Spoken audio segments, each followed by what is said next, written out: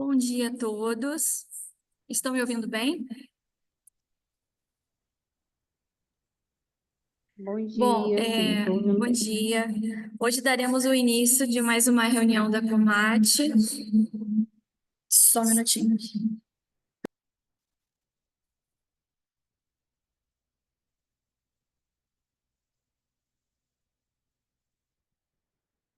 Bom dia a todos. Estão me ouvindo? Não melhorou, né? Meu nome é Juliana, estou aqui representando o nosso presidente Vinícius, que não pôde comparecer hoje na reunião da Comat. A nossa primeira reunião do ano de 2025, e nós trouxemos aqui dois palestrantes, que é o Thales Bastos, ele é engenheiro civil da Sanitrite. Ele abordará assuntos sobre soluções hidrossanitárias. E trouxemos também o seu Renato Giro, que é arquiteto, fundador e diretor da Primer, né? E hoje ele é presidente também da Associação de Engenharia de Impermeabilização. Agradeço aos dois por ter aceito, né, ter aceitado o meu convite. Espero que todos tenham uma boa palestra e qualquer dúvida após a palestra, nós abriremos aqui para perguntas e debates. Muito obrigada, bom dia a todos.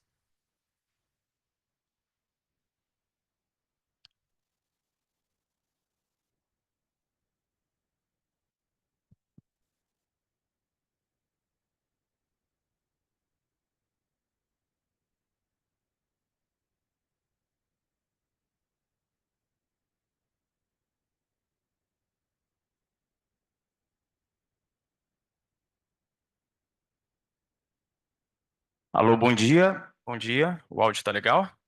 Bacana. Iniciando, pessoal, agradeço a presença aí de todos, de forma remota também. O Grupo Sanitrite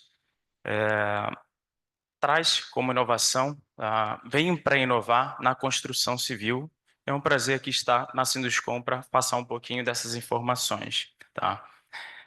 Me apresentando brevemente, sou engenheiro civil, me chamo Thales Bastos. Já atuei na área da construção civil em alguns setores, e um deles eu empreendi. Empreendi durante 3 anos, e foi nessa época que eu conheci a Sanitrite, tá? Procurando uma solução para o meu cliente, beleza? Nisso, o destino quis que eu estivesse aqui. Já estou aqui na Sanitrite há 5 anos. Sou responsável pelo estado do Rio de Janeiro e Espírito Santo, e sou consultor técnico da empresa. E trabalho pontualmente também em outros estados do Brasil para a Sanitrite. Fazendo uma breve apresentação aqui também da Sanitrite, do grupo, é o grupo SFA. Essa sigla significa Société Française d'Assainissement, tá? Ou seja, Sociedade Francesa de Saneamento. Nós temos vários setores direcionados à área ambiental e construção civil, mas aqui no Brasil a gente tem dois setores principais, tá? Que eu vou detalhar aqui nessa apresentação. É um grupo formado com mais de 1.200 colaboradores em todo o mundo. A gente faz uma venda média anual de 1 milhão de equipamentos, tá? E o faturamento anual gira em torno de 2 bilhões de reais em todas as subsidiárias, tá? São filiais independentes. Temos 28 subsidiárias em todo o mundo, uma delas é aqui no Brasil, tá? Nossos equipamentos alcançam em 70 países de todo o mundo, e hoje possuímos 8 fábricas. Nada impede que a próxima fábrica também seja aqui no Brasil, tá? Importante falar também antes, a Sanitrite, ela é idealizadora, inventora da tecnologia de trituradores sanitários e é referência nessa questão de bombeamentos de águas residuais. Um vídeo aqui da nossa empresa, tá? Da fábrica na França. Como eu disse, a gente tem algumas fábricas. Temos um showroom completo. E toda a parte de fabricação de todos os equipamentos, tá? Desde a parte plástica do equipamento, desde a parte interna do motor, a parte do circuito também, toda é feita dentro da nossa fábrica, tá? Do início ao fim.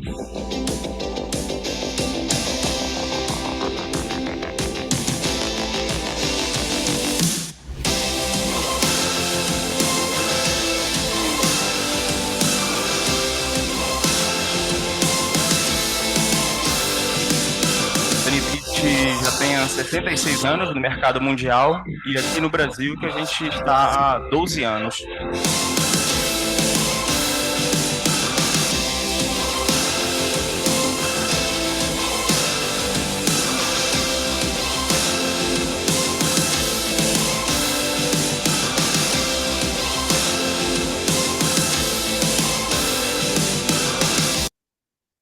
Então, pessoal, é importante também falar, a gente possui alguns selos reconhecidos internacionalmente voltados ao tema ESG e sustentabilidade, como EcoVadis e Greenly, além do ISO 9001, 14001 e 45001, que regem a questão de qualidade, gestão ambiental e saúde no trabalho.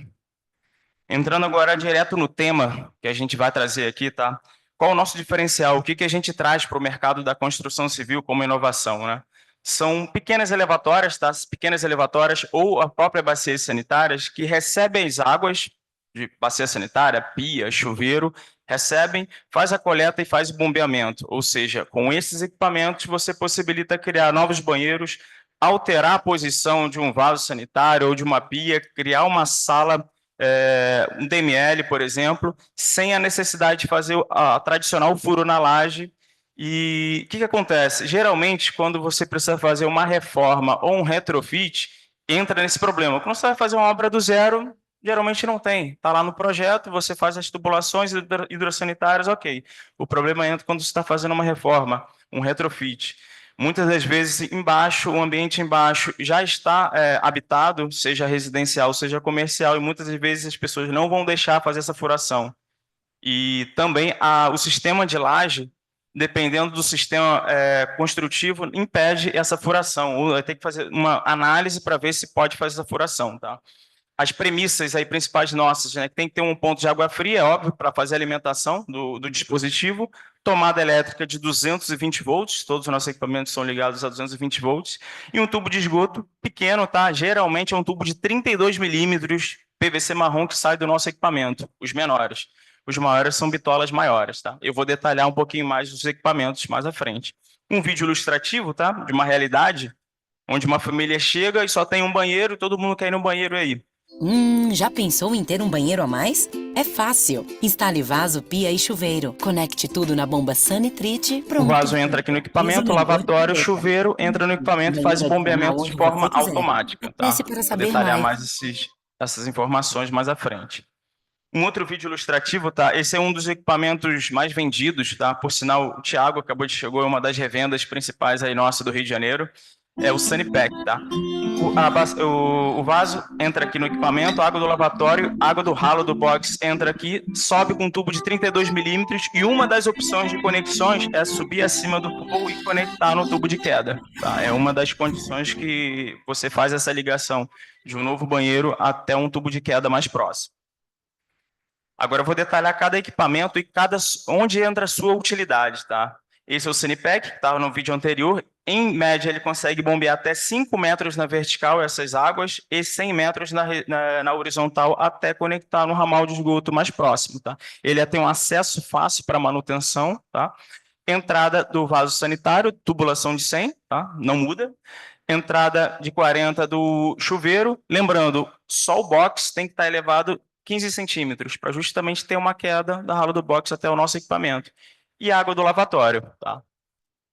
Como é que é o funcionamento? Muita gente fica curioso, como é que fica internamente o funcionamento? Nada mais é do que um reservatório com uma bomba trituradora interna a ela, tá? De forma automatizada. Eu vou apertar aqui a membrana, a pressão da água que entrou vai apertar a membrana, vai ligar o motor, vai fazer a trituração e automaticamente, nesse mesmo eixo, vai ter um rotor que vai fazer o bombeamento dessas águas. Tá? Assim você conecta numa promada de esgoto mais próxima. Dando continuidade, detalhando aqui cada equipamento, só lembrando, até a metade da apresentação vou detalhar cada equipamento. Da metade em diante vou trazer fotos e vídeos reais, tá? Aplicados do nosso equipamento para ficar mais interessante aí a apresentação. Esse é o SaniPro. Qual é a diferença do SaniPro para o Sanipack, o equipamento anterior? O Sanipack, vocês viram que ele fica lateral à bacia sanitária. O SaniPro fica logo atrás ao vaso sanitário. Tá? O sistema interno é o mesmo, tá? Mesma potência de bombeamento. Tá? Muito baixo também o equipamento, são por volta de 46 decibéis. Tá? Mal se ouve, o barulho da descarga é mais alto do que o próprio equipamento. Sanitop é para um lavabo. Se você não tiver um chuveiro, só o vaso sanitário lavatório é esse equipamento. Ou seja, a gente tem cada equipamento para cada necessidade, tá? Esse aparelho aqui muda um pouquinho o jeito da coisa, tá? Isso aqui é um lançamento, não um lançamento nosso atual, tá? Mas é por volta de 2001, 2000, entre 2005 e 2010, a gente fez o lançamento dessa bacia sanitária, o Sunny Compact C4. Diferente dos dispositivos anteriores, ela é uma bacia própria nossa, que internamente a ela já tem uma bomba trituradora, ou seja, você não precisa comprar o vaso, mas o equipamento ao lado, tá? Isso aí facilitou bastante alguns tipos de instalações. Ela tem uma capacidade de bombeamento de 3 metros, um pouco menor na vertical, e 30 na horizontal. O sistema de acionamento é na própria bacia, tá? Tem um vídeo aqui ilustrativo, como é o funcionamento do equipamento, tá? Ligado à tomada, 220 volts, a bomba trituradora internamente à louça. Outro diferencial nosso aqui, o acionamento é na própria bacia de 3 litros e 1,8, confirmando aí nosso ideal de gestão de água, né, baixo consumo de água. E o bombeamento, uma das outras possibilidades, bombeou para cima e conectou num tubo de queda saindo do vizinho de cima, do vaso sanitário de cima. Daí em diante vai por gravidade, tá? É uma das condições, uma das possibilidades de você conectar a rede. Assim, com uma bacia, um equipamento, você criou um lavabo, por exemplo, no meio dessa sala. Você sobe a parede com drywall, chega a elétrica, chega a alimentação de água, sobe o tubo. É claro que aqui o pé direito é um pouco mais alto, né? Seria o equipamento anterior, consegue bombear até 5 metros na vertical. Corre na horizontal até encontrar um ramal de esgoto mais próximo. Pronto, você fez o banheiro aqui sem necessidade de nem modificar o revestimento, tá? Outras bacias nossas, a gente tem alguns modelos, tá? Esse é o Sunny Compact. Eu não vou entrar mais em detalhes, tá? Já que eu apresentei um pouquinho, mas o diferencial do Sunny Compact Comfort, ele que ele é suspenso, tá? Mas para clientes mais exigentes, essa é uma opção, tá? O Sunny Smart é um equipamento, uma bacia mais robusta, tá? Também para clientes mais exigentes, é uma outra opção. É bom entender que a gente tem equipamentos adaptáveis, aquelas caixinhas que se adaptam a uma bacia sanitária convencional, desde que tenha saída horizontal, e nosso equipamento vai atrás do vaso ou lateral, é uma opção, uma condição, ou bacias sanitárias exclusivas nossas que já tem uma bomba que já sai triturado e bombeado dentro da bacia, tá? Temos o segmento também de águas cinzas, tá? A gente falei do banheiro, agora vou entrar na águas cinzas. Também é um problema, tá? Uma pia, um DML, uma copa-cozinha, por exemplo, se for necessário criar uma copa-cozinha aqui nesse salão, por exemplo, é uma opção, tá? Aqui tem o equipamento Sunnyvit, Sunny Shower, que eu vou detalhar aqui mais adiante, ó. Esse é o equipamento Sunnyvit, é bastante vendido também, tá? Ele tem 4 entradas, 2 superiores e 2 inferiores. Ele consegue coletar até 4 pias simultaneamente, máquina de lavar louça, máquina de lavar roupa, recebe essas águas e o funcionamento é semelhante aos que eu informei anteriormente, tá, pessoal? Entrou aqui, vai ter uma membrana, vai acionar esse rotor, ele só não tem o triturador, tá? Não vai ter triturar. A gente indica que seja colocado um quadro, ou melhor, uma caixa de esgoto, caixa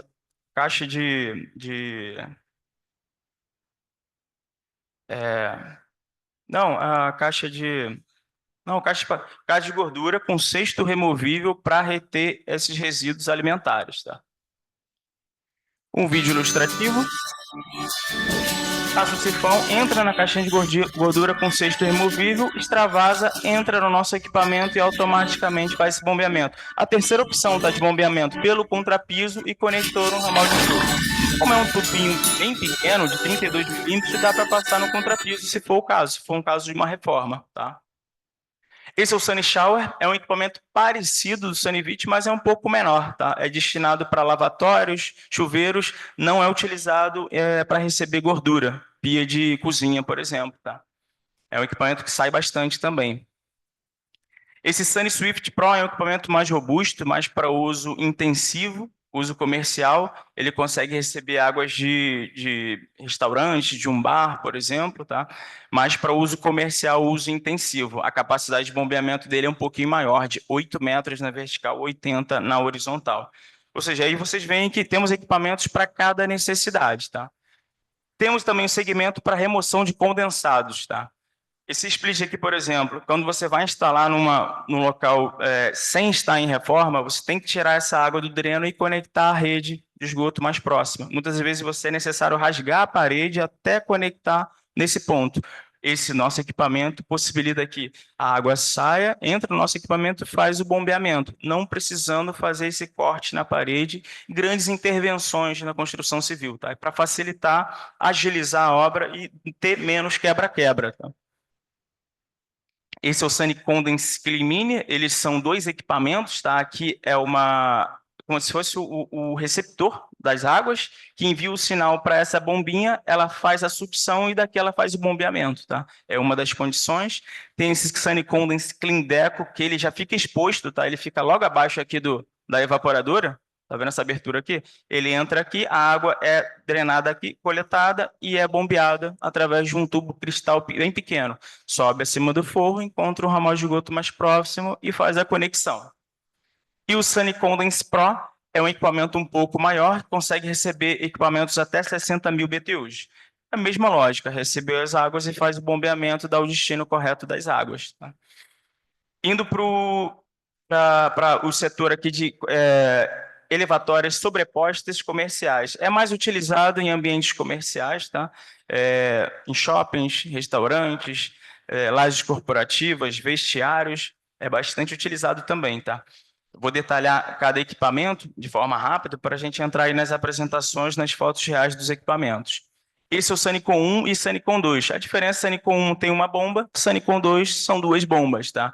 Isso aqui é mais utilizado mais em ambientes de restaurante, uma lavanderia, por exemplo, pias de grande consumo, alto consumo, tá? São bombas um pouquinho mais potentes, alcançando aí um cavalo. As anteriores que eu informei são meio CV, tá? 0,5 CV. Essas aqui são bombas mais potentes. Essa aqui com uma bomba dupla, caso uma bomba pare, a outra está funcionando, tem um backup, tá? Bombeia até 8 metros na vertical, 110 na horizontal. E Sanicubic 1 e 2, Sanicubic 1 com uma bomba e 2 com duas bombas. Qual o diferencial desse para o Sanicol anterior, né, para o equipamento anterior? Ele consegue receber águas de bacia sanitária também, ou seja, cozinha, banheiro, tudo ele consegue coletar e automaticamente bombear essas águas. Tá? Capacidade de bombear até 13 metros na vertical ou 110. Casos reais eu já vi bombeando até 150 metros também na horizontal. Vou mostrar aí mais à frente em que caso, em que situação foi essa, tá?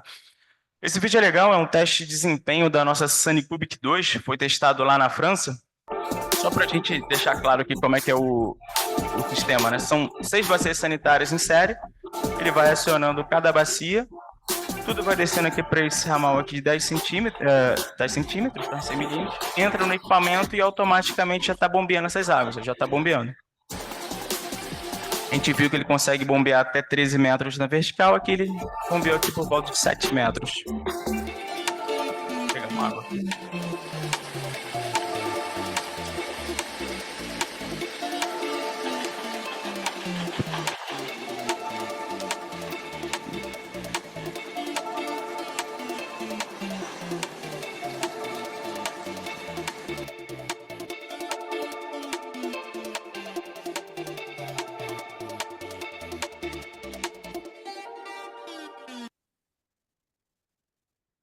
Pessoal, eu trouxe essas duas imagens da NBR 8160, voltada para o sistema hidrossanitário em edificações, para justamente deixar elucidado, deixar mais claro ainda qual é a função da sanitrite, né? Em reformas, como eu disse, principalmente reformas e retrofit, você vai precisar fazer essa furação aqui de um tubo de 100 na laje e entra aqueles problemas, né? Será que a laje possibilita fazer essa furação? Será que o vizinho de baixo permite fazer toda essa instalação aqui?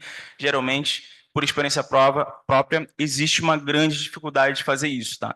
Então entra o nosso sistema, nossa tecnologia, o equipamento fica ou atrás ou ao lado da bacia sanitária, recebe essas águas e bombeia para cima ou na horizontal. Aqui a imagem 3D, recebendo as pias, entra no nosso equipamento, bacia sanitária entra no nosso equipamento e faz o bombeamento dessas águas, tá? Agora, legal, né, pessoal? Vamos começar aí a parte de cases, né? De projetos, instalações reais, tá? Tanto no Brasil e no Rio de Janeiro, principalmente no Brasil, tá? Começando aqui pela varanda gourmet, tá? Essa é uma varanda gourmet, uma edificação em Belo Horizonte. Aqui a gente consegue ver a instalação do Sanivite com a caixinha de gordura, tá? Pode ver que é um espaço bem pequeno, que é ocupado, tá? A água, o sistema de alimentação de água não muda nada, tá? A alimentação de água não muda nada.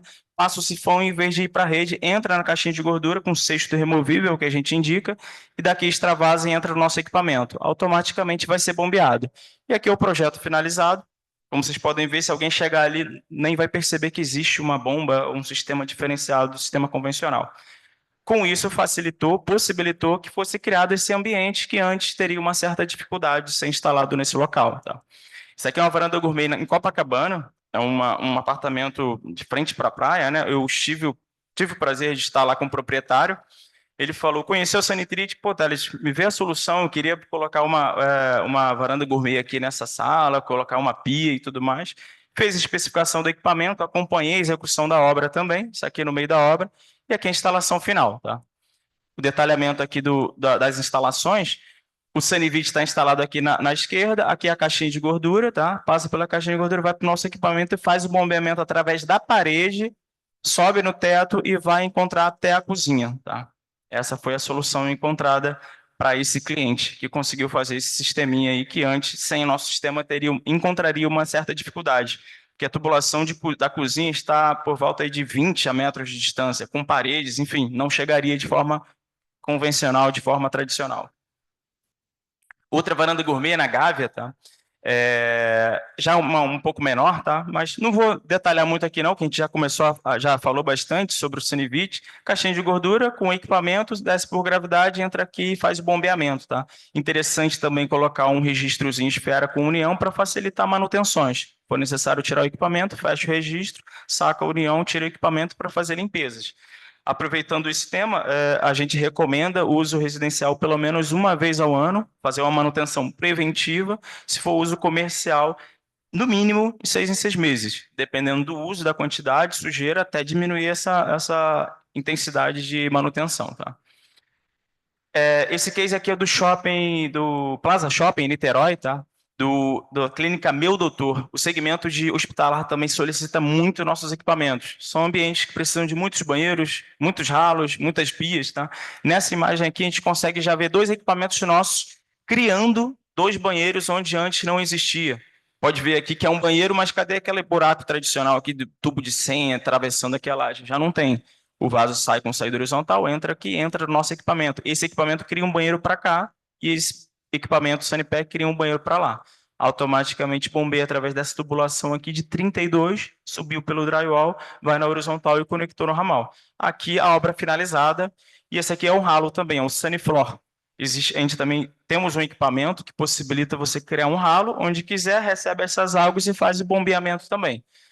Só nesse local aqui foram instalados 27 equipamentos, né, nessa clínica Meu Doutor.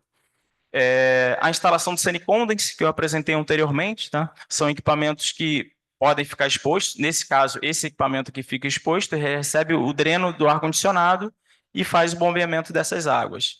E aqui é o Sunny Shower. Nessa clínica aqui foram instalados 12 lavatórios com o Sunny Shower. A arquitetura pensou em aqui uma instalação bacana, né? De um clique, você aperta aqui, abre, e você tem acesso ao Sunny Shower para fazer manutenções, tá?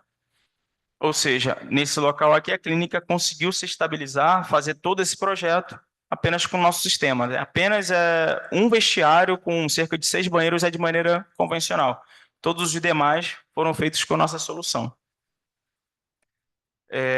Essa imagem aqui é bacana, que consegue ver exatamente como é que é a conexão do vaso, banheiro, ao nosso equipamento. Tá? Vaso com saída horizontal, qualquer bacia sanitária do mercado com saída horizontal, conecta o nosso equipamento, o tubo que vem do box e o tubo que vem do lavatório, e aqui o tubo que sai. E esse aqui é um vídeo do showroom da Bernal Construções, lá no Thiago.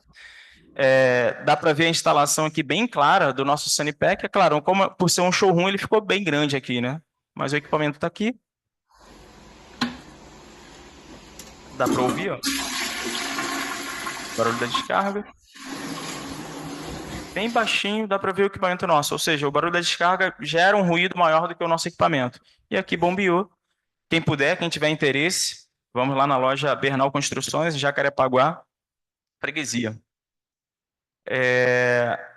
Outra clínica hospitalar, pessoal, com o uso do Sanibest. Eu não apresentei anteriormente o Sanibest, mas é um equipamento bastante utilizado também para uso intensivo, uso comercial, uso público. Ou seja, tem bastante uso, tem chance de entrar papel, folha, pedaços de plástico, absorvente. E esse equipamento já é um equipamento mais potente, com lâminas trituradoras mais robustas, que consegue triturar esses objetos, né? Não é recomendado lançar, obviamente, não é, mas se por algum acaso entrar, ele vai ter a capacidade de trituração.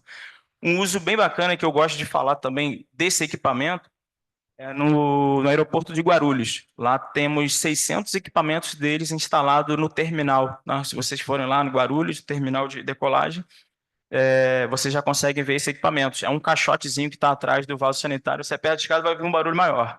E se gera um barulho maior, a gente não recomenda para uso residencial, tá? Por ele ser mais potente, mais robusto. Tem muita gente que tem uma dúvida, né? Como é que vai fazer essa conexão, né, no tubo de queda? Como é feito isso? Então, eu trouxe esses dois vídeos. São vídeos feitos pelos meus próprios clientes, tá? Que me enviaram e eu aproveitei aqui para colocar na apresentação, tá? Essa aqui é a instalação de um Sanitrite, é aquele equipamento que vai logo atrás da bacia sanitária. E esse aqui é o equipamento Sanicompact, aquele bacia sanitária nossa exclusiva da Sanitrite. Vamos ver aqui, ó. Esse aqui é o tubo de queda tradicional. Isso aqui é uma cobertura, tá, pessoal? Na Barra da Tijuca, se eu não me engano. Faz a conversão, redução aqui, tubo de 40, tubo de 32, curva longa, mudança de direção, é o que a gente recomenda, e vai ser instalado esse banheiro aqui mais distante, tá? O registro esfera, isso aqui não precisa, tá? É só um registro esfera com união que a gente solicita, e o equipamento logo aqui atrás. Obviamente, isso aqui está na obra, né? Isso aqui vai ser fechado, vai ter uma marcenaria, vai cobrir todo o equipamento. Nosso equipamento só precisa de um acesso fácil para manutenção, tá? Isso tem que ter, tem que ser previsto. E à direita é a instalação do Sanicompact, do nosso bacia sanitária. Olha como é que é diferente, né? Inovador, né? O vaso já sai com tubo de 32 aqui, sobe através da parede.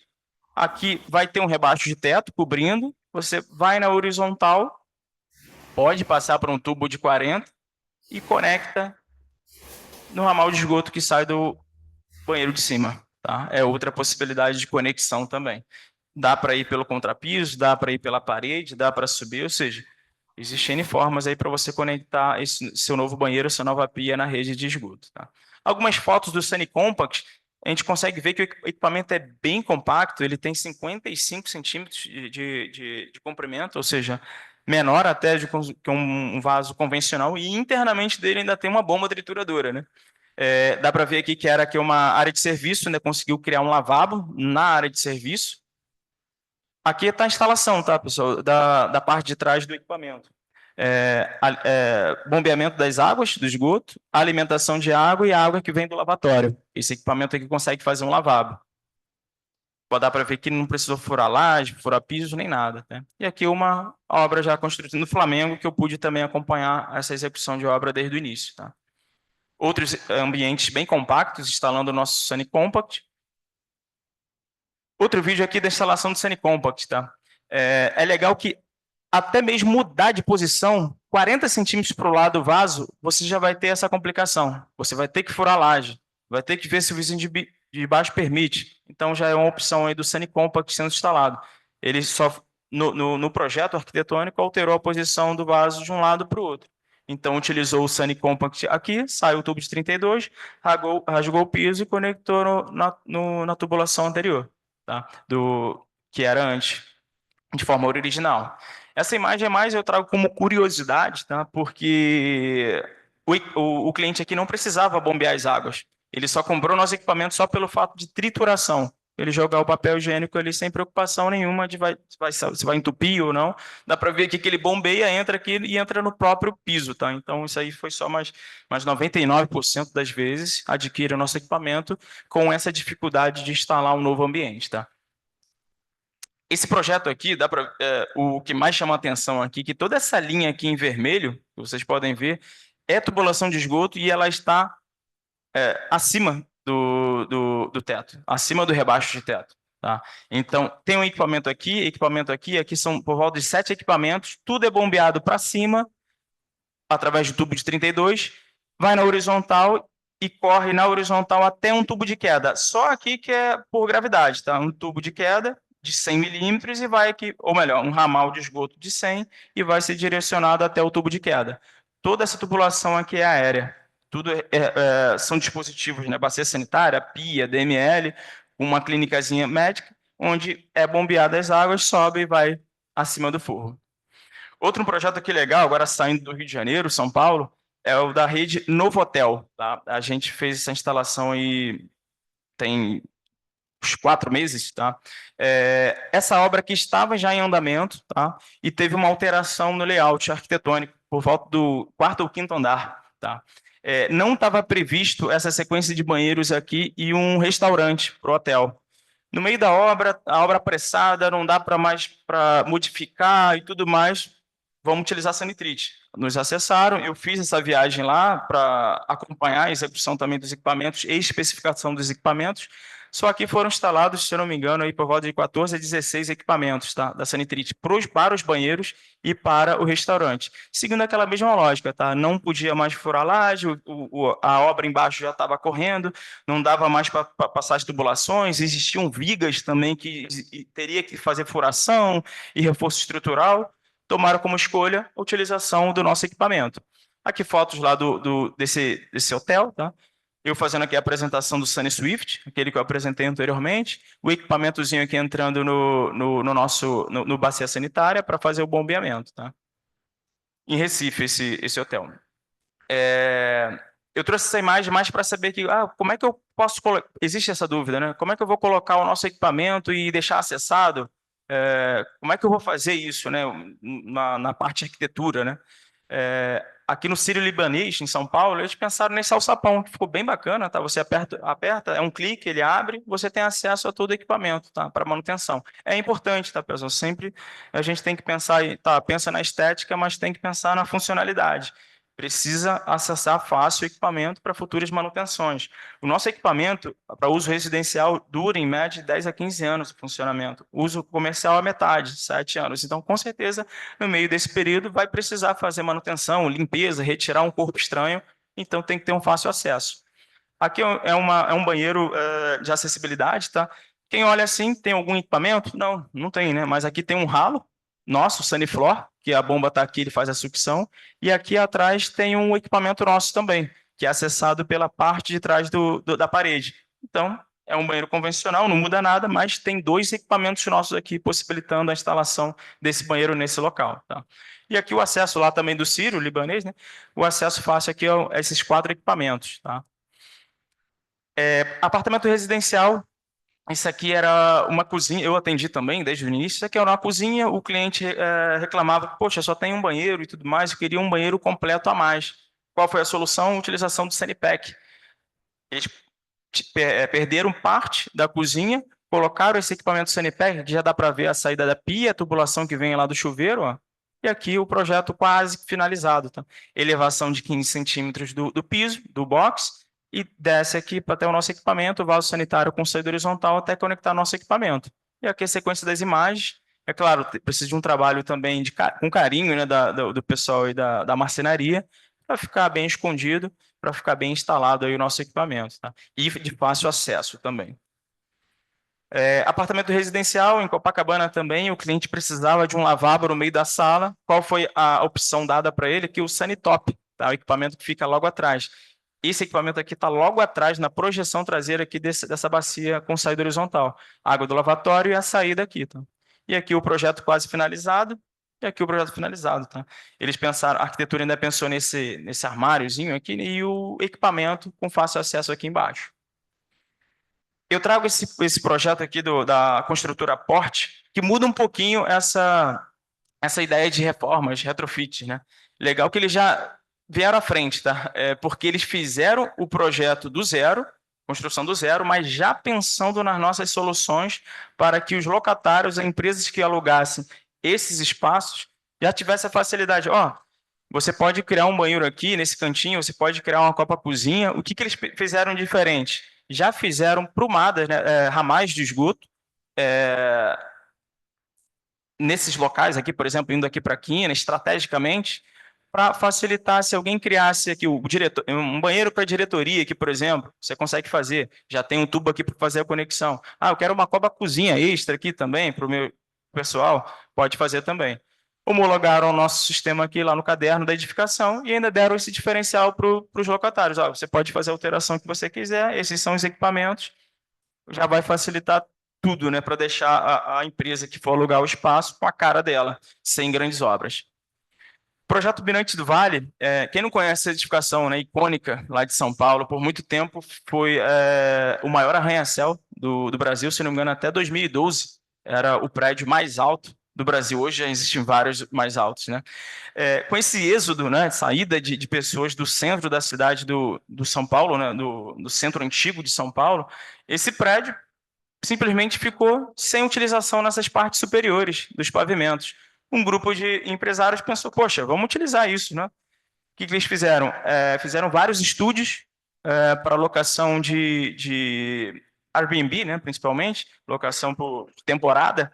Mas como é que eu vou fazer, né? Porque a tubulação de esgoto é aqui nessa extremidade e nessa extremidade. Como é que eu vou criar vários estúdios com banheiros e cozinhas cada uma? A solução foi a Sanitrite, tá? Foi colocado o nosso equipamento aqui, recebeu a bacia sanitária, fez a pia, e assim eles conseguiram fazer esse estúdio. Se eu não me engano, são 42 estúdios lá que já existem em 2 andares, e consegue aproveitar essa vista bacana aí de São Paulo. Ou seja, criou um ambiente que antes seria muito difícil de ser criado, gerou renda, gerou dinheiro para eles e essa possibilidade de captação de pessoas, turismo e assim vai, né? Mercado Livre também é um grande cliente nosso, como a Amazon também. Ontem eu estive na Amazon.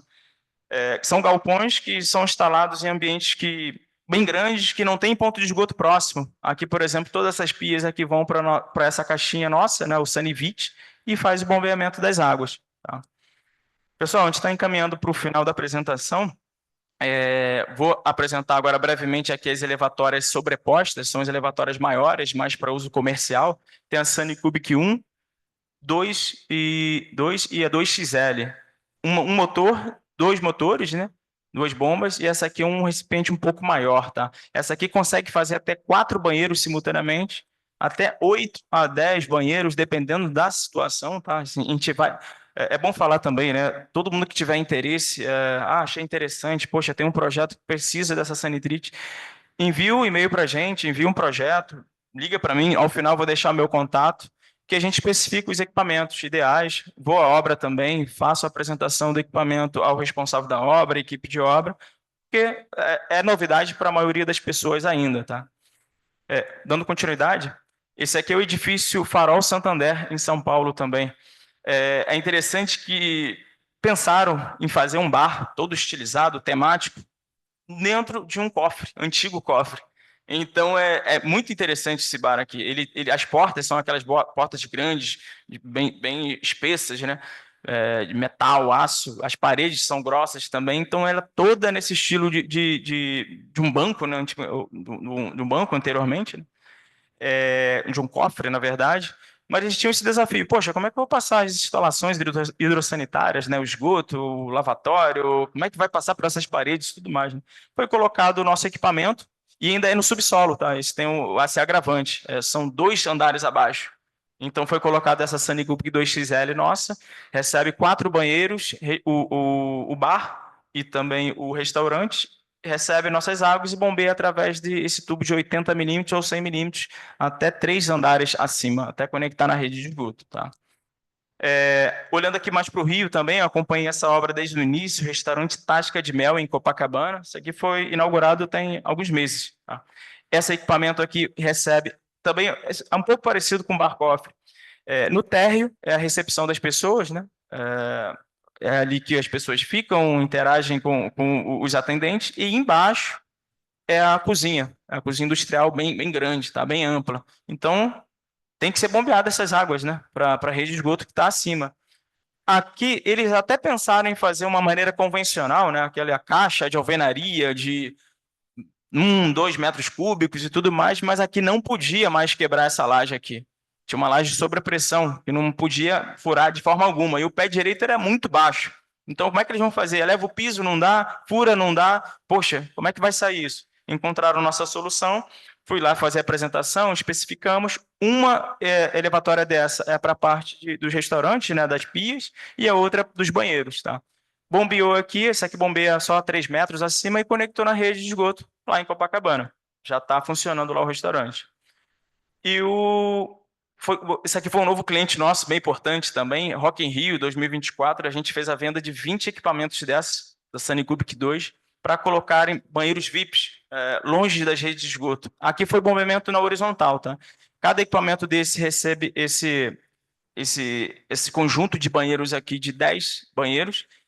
Tudo vai para o nosso equipamento e vai ser bombeado de forma horizontal. Aqui ele bombeou 150 metros na horizontal. E o cliente lá, só elogios, falou que funcionou muito bem e não teve nenhum problema nos nossos equipamentos, tá? Caso desse problema, tá? Ele tem uma facilidade de abertura, tá? Aqui são parafusos, você abre os parafusos, saca uma bomba enquanto que a outra continua funcionando normalmente, tá? Não precisa parar todo o sistema. Sacou, geralmente, algum resíduo que foi lançado indevidamente, que travou a lâmina, tira essa lâmina, volta a funcionar normalmente, sem parar o sistema, sem interditar o banheiro, tá? Estamos indo para o final da apresentação, pessoal. Agora vamos dar um apanhado rápido, né, quanto às elevatórias enterradas. Essas são mais convencionais, mais conhecidas, mas também traz muita inovação, novidade e celeridade para as obras, tá? Isso aqui a gente elimina aquelas caixas gigantescas de concretagem e forma e cura do concreto e tudo mais. São tanques, tá? Em resumo, são tanques em produto PEAD, bem resistente para abrasão, esgoto, solo, umidade, com tubo-guia, bombas de alta proporção, com poder de trituração ou vórtex também, com várias dimensões, tá? A nossa linha começa com a Sanifoz 110, ou seja, 110 litros, mais direcionada para uma casa. Quando é utilizada ela, pessoal? Uma casa que é abaixo da rede de esgoto, por exemplo, aquela em declive, né? A pista está aqui ou a sua casa está aqui embaixo. Você precisa de um sistema de bombeamento para ser bombeado. Então, você não precisa fazer uma caixa, pegar uma bomba, tentar automatizar, fazer aquela gambiarra. Não, o sistema que está pronto. É uma caixinha com uma bomba trituradora, com uma chave boia, energizou ela, ela vai fazer o bombeamento. Tá? Essa aqui é a Sanifoz 280, serve para uma casa ampla ou até 2 casas, depende aí da quantidade de pessoas, depende da quantidade de banheiros, tá? Isso tudo é avaliado com calma, tá? Sanifoz 610, ela tem 610 litros e já vai embarcada com 2 bombas, tá? Isso aqui é mais para uso comercial, para um conjunto de casas, um comércio. Essas aqui em diante já vai com quadro de comando inteligente, você consegue setar ali, fazer a configuração de cada bomba, analisar os erros que tem em cada bomba, quantas ativações foram feitas na bomba, ou seja, você tem todo o monitoramento dos equipamentos. Vai com registro esfera, válvula de retenção para reter aí o retorno das águas. Sanifoz 1.300, 1.600, 2.100, 3.100. Essa 3.100 hoje é a maior nossa, tá? 3.100 litros, tem 3 metros e 10, podendo alcançar 3 metros e 30 de altura também. Essa maior aqui serve para grandes indústrias, um pequeno loteamento de 200, 300 unidades residenciais, ela consegue realizar também. Está crescendo muito esse segmento, né? Como a gente sabe, o esgotamento sanitário chega ainda para muita pouca gente aqui no Brasil. A gente tem 50% da população ainda sem rede de esgoto urbana passando na frente. Então, a tendência é ser passado essas redes de esgotos na via pública e as residências serão obrigatórias a conectar seu esgoto na rede de esgoto. Então, esses equipamentos vão ter bastante, já estão tendo bastante solicitação, tá? Só mais 3 slides aqui quanto a instalações reais das nossas elevatórias. Esse é o Coco Bambu Restaurante, lá em São Paulo. Eles tinham esse problema, eles estavam no térreo, tá? Eles estavam longe do ramal de esgoto. Então, ele teria que furar todo o piso até chegar no ramal de esgoto. O que foi utilizado? Essa Sanifoz 610, com 2 bombas, recebe todos os banheiros e o restaurante também, o preparo, né, do restaurante. Resort Roots, em Minas Gerais, foi utilizada uma Sanifoz 2100. Lá eles conseguiram bombear 100 metros na horizontal e 7 metros na vertical, conectando todas as casas aí de alto padrão que estavam situadas no local. Tudo vai para o nosso equipamento, aqui ainda tem essas escadinhas aqui para o acesso inicial. É claro que depois ninguém entra lá para fazer manutenção, tá? É só para retirar a bomba, tem umas correntes para fazer o içamento das correntes e fazer as manutenções, tá? E a Sanifoz 1300, um uso também em uma indústria em São Paulo. Já vai embarcado com 2 bombas, chaves boias. Aqui o quadro de comando está inteligente, bem interativo, porque você consegue ver, como eu disse, o funcionamento, os erros que aconteceram com as bombas, quando que travou, em que momento, dá para acionar manualmente. E aqui é o acabamento dela também, tá? Ela tem essa opção em tampa roscada. Todos os nossos equipamentos são roscados, dá para evitar inseto, poluição aqui do solo, ou também em concreto. Se ela for colocado na via pública, na calçada, tem concreto para resistir esse peso, né? Pessoal, obrigado. Esse está aí os meus contatos. Nosso Instagram, LinkedIn, eu adiciono coisas legais também no meu LinkedIn, meu contato para dúvidas. E caso vocês queiram que eu vá às suas obras também para fazer análise, especificação, estou aqui disponível. Obrigado, Sinduscom, obrigado a todos os presentes.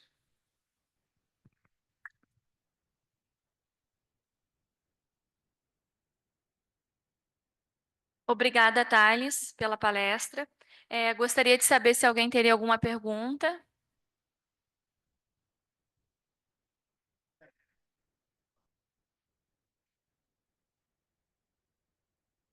Sim, Renato. Então, vamos lá. Questão de... Essas caixas sempre ficam com algum tipo de resíduo. Vamos falar das domiciliares primeiro. Fica com uma pequena lâmina, porque não dá para a bomba, quando aciona, ela não Isso. consegue retirar tudo. Fica aí 1, 2 dedinhos só, bem, bem pequeno, de uma lâmina de água, né? Geralmente fica mais água do que resíduo esgoto. Entendi. A outra questão é a questão de vedação, de cheiro, né? Perfeito. Sim. Porque se ela pode ser aberta para uma manutenção, lógico, né? Sim. Essas borrachas de vedação, né, devem sofrer manutenção de quanto em quanto tempo? Perfeito. A gente indica que toda manutenção seja feita com a nossa equipe autorizada, tá? Para justamente evitar com que... Porque toda vez que você abre, tem essa junta de vedação e tem que saber colocar. Se não souber colocar, vai ter uma chance de abertura e sair cheiro e, de repente, até vazar também, tá? A manutenção, a gente indica que seja 6 em 6 meses para uso comercial no mínimo, preventiva, e residencial 1 vez ao ano. Quanto ao cheiro, a maioria dos nossos equipamentos tem uma abertura de ventilação, para justamente ventilar, né? A física, né? Já que entra água, tem que sair o ar, senão dá aquele vácuo, né? Mas nessa saída de ar tem um filtro de carvão ativado. Os menores têm esse filtro de carvão ativado, então sai o cheiro sem o odor, tá? Ou melhor, sai o ar sem o odor. As elevatórias maiores, ela puxa a tubulação mesmo, para conectar no ramal de ventilação do ambiente. Então, esses vasos sanitários instalados, ele tem, então, algum ali orifício onde está saindo o Um ar. respiro, né? Como se fosse um respiro. O respiro. Sim, sim. Tá. Tá bom, obrigado. Obrigado, Renato. Prazer. Bom, pessoal, alguém mais aqui? Tem alguma pergunta online? Eu peço também, por gentileza, que todos façam o preenchimento da presença online para podermos contabilizar aqui. E a próxima palestra, então, será do seu Renato, né? Da Associação de Engenheiros em Impermeabilização, de Engenharia e Impermeabilização. Fique à vontade.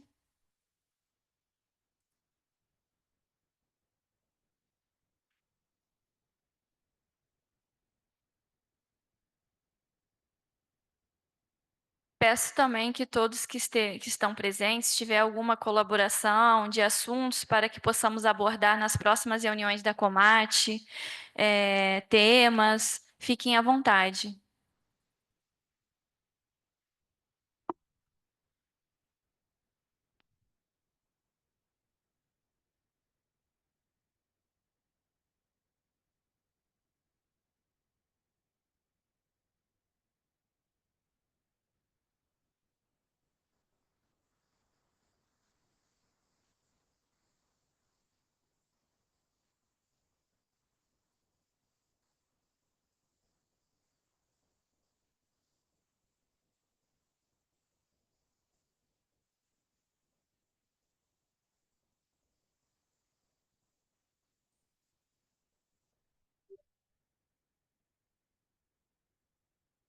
Bom dia, vamos fazer um teste aqui.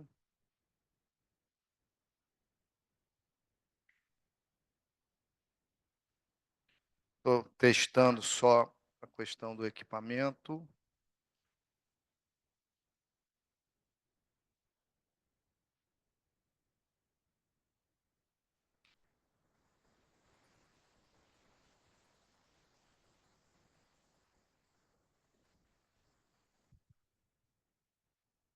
Bom dia a todos. Eu sou arquiteto Renato Giro e estou na liderança lá da Associação de Engenharia de Impermeabilização. Então, a intenção dessa palestra é mostrar que impermeabilização precisa de um pouco de conhecimento, né? É uma especialização da engenharia, né, da construção civil, e que a gente não precisa ter medo, mas a gente precisa conhecer um pouquinho os princípios e como é que ela se desenvolve ao longo da cadeia da construção civil. É uma palestra ampla, não é específica, não está detalhado, mas apenas para mostrar que é importante o estudo dessa especialização da engenharia. Fica aqui a proposição de, havendo interesse daqueles participantes da Comat, numa segunda reunião, nós sermos um pouco mais específicos diante das demandas vindas de vocês. Então, é importante que vocês, ao término dessa apresentação, possam colocar as suas dúvidas e até as suas necessidades de conhecimentos específicos nessa matéria, porque essas informações são importantes para que as obras tenham sucesso, para que realmente a impermeabilização não seja um mistério, que a gente escuta muito, que a impermeabilização ela não funciona, que ela muitas vezes traz o atraso um pouco no fluxograma da obra, né? Mas é muito por conta de falta, às vezes, de respeito a alguns princípios da engenharia. Até eu digo que impermeabilização é qualidade total. Não existe meio vazamento, meia gota, né? Ou ela funciona, ou ela não funciona. E para que ela funcione, é importante que a gente respeite todo o segmento da cadeia da construção civil, na nossa essência. Então, mais ou menos, é isso que eu quis mostrar nessa palestra, espero alcançar esse objetivo. Por favor. Então, vamos lá. Quem sou? Sou Renato Giro, arquiteto, como disse, me formei pelo Fundão, tá, já há algum tempo, tenho a minha empresa de execução de serviços de impermeabilização, que é a Primer, fiz uma especialização na Fundação Getúlio Vargas e estou lá na AEI desde 2020, né? Já assumi diversos trabalhos e agora estou lá na liderança como diretor-presidente. Esse sou eu. E quais são os nossos objetivos como associação? Nossos objetivos são sermos referência no setor da impermeabilização, tá? No setor da construção civil. Falou em impermeabilização, por favor, lembrem da associação, onde nós temos vários profissionais e empresas especializadas. Reunir essas empresas, então sermos um local onde a gente fale sobre a impermeabilização, onde nós nos reunirmos e falamos todo dia, toda semana, sobre os problemas, sobre as soluções, sobre o que nós temos de inovação nesse setor. Desenvolver a atividade profissional. Treinamento é tudo. Treinamento, conhecimento, falar, mostrar, praticar. Essa é uma dos nossos objetivos, né? E divulgar, porque não adianta nada estar só entre nós, que militamos com a impermeabilização, nós precisamos divulgar esse trabalho, precisamos botar no mercado da construção civil. É importante que aquelas pessoas que estejam envolvidas com construção tenham um mínimo de conhecimento do que é impermeabilização. Então, esses são os nossos 4 objetivos, eu acho que os nossos trabalhos ao longo dos anos estão muito pautados em cima disso. Nós temos 29 anos e esses são os 8 presidentes que nós tivemos ao longo desses anos. Então, é importante sempre lembrarmos que todos eles colaboraram muito, estiveram à frente da associação, e uma associação com 29 anos de trabalho, de luta, é uma associação que tem um histórico, e muito se deve também a essas pessoas que estavam ali na liderança, acreditando nesse trabalho. Nossos associados, quem somos, né? Quem estamos lá? Nós somos empresas, muitos dos nossos associados são empresas como a minha, de execução de serviços de impermeabilização. Então, hoje, nós temos empresa, inclusive fora do estado do Rio de Janeiro, nós já estamos também, depois da pandemia, com o advento do online, nós realmente aumentamos o nosso alcance. Então, já temos empresas em São Paulo, associadas, e de Minas Gerais, também associadas a nós. Então, são empresas que executam serviços de impermeabilização. Agora entraram também no painel, na tela, as empresas que dão consultoria, fazem projeto, podem fazer uma especificação nas obras de vocês. A mesma coisa, tem empresas do Rio, tem empresas de Minas Gerais, tem empresas de São Paulo nesse quadro. Esses são especialistas em projetos e especificações de impermeabilização. Agora, nós temos também as empresas de revenda de material de impermeabilização. São empresas específicas. Quando você precisar de um material mais específico de impermeabilização, que você não encontra no varejo, esses são nossos associados que têm total conhecimento, que podem dar até, às vezes, um suporte explicando como é que aquele material funciona. E temos também os fabricantes que nos apoiam, né? Eu acho que nós temos os maiores fabricantes do país, estão aí, né? Que estão junto conosco. Importante deles estarem, porque isso é sinal de que eles acreditam no trabalho que nós estamos fazendo. E temos também dois associados institucionais. O Instituto Brasileiro de Impermeabilização, que eu recomendo também que vocês conheçam, que é um instituto e não uma associação, tem uma diferença de objetivos, mas também nós apoiamos os trabalhos dele, eles apoiam os nossos trabalhos, e o IDD, que é um instituto, não é um instituto, é uma empresa focada em cursos na área de engenharia, inclusive de impermeabilização. Curso de especialização, de mestrado, e lá tem um curso de mestrado em impermeabilização. Então, recomendo o IDD e que vocês conheçam também o IB. Isso é a associação, 29 anos, 49 associados. Então, por favor, participe, acessem lá o nosso site, que vai estar lá, daqui a pouco vai aparecer aí na tela o nosso site. Participem, procurem essas empresas que são especializadas. E por que falar de impermeabilização?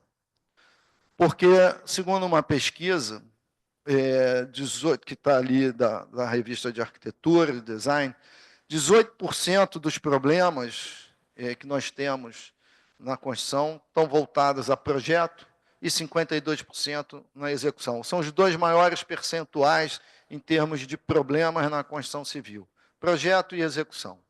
E é sobre isso que eu acho que eu tenho certeza que eu vim falar aqui, sobre projeto e execução, na área de impermeabilização. Por favor.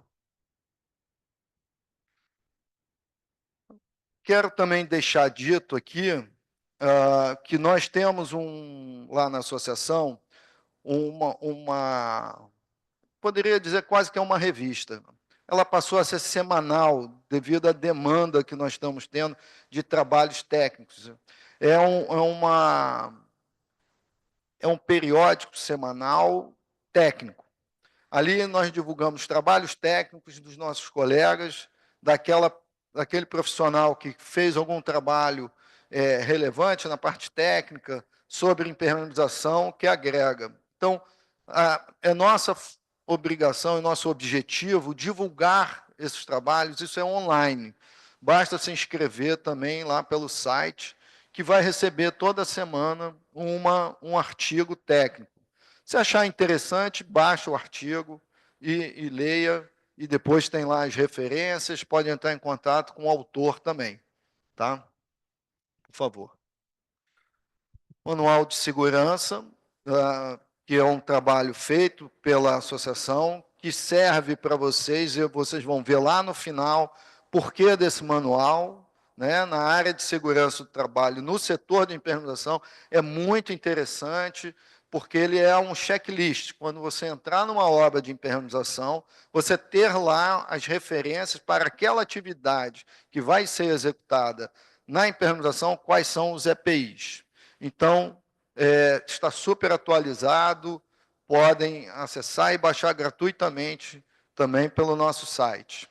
Outro trabalho também que eu acho super válido é a norma de projeto, a norma que está em revisão, mas é uma norma que ainda é válida e ela é ilustrada, porque eu não sei se é para todo mundo, mas norma técnica é muito chato. Então, o que é que nós fizemos? Abrimos a norma e colocamos ali exemplos de obra para cada item da norma, para que as pessoas possam entender e visualizar o que acontece na obra. Mesma coisa pode ser baixado também pela internet.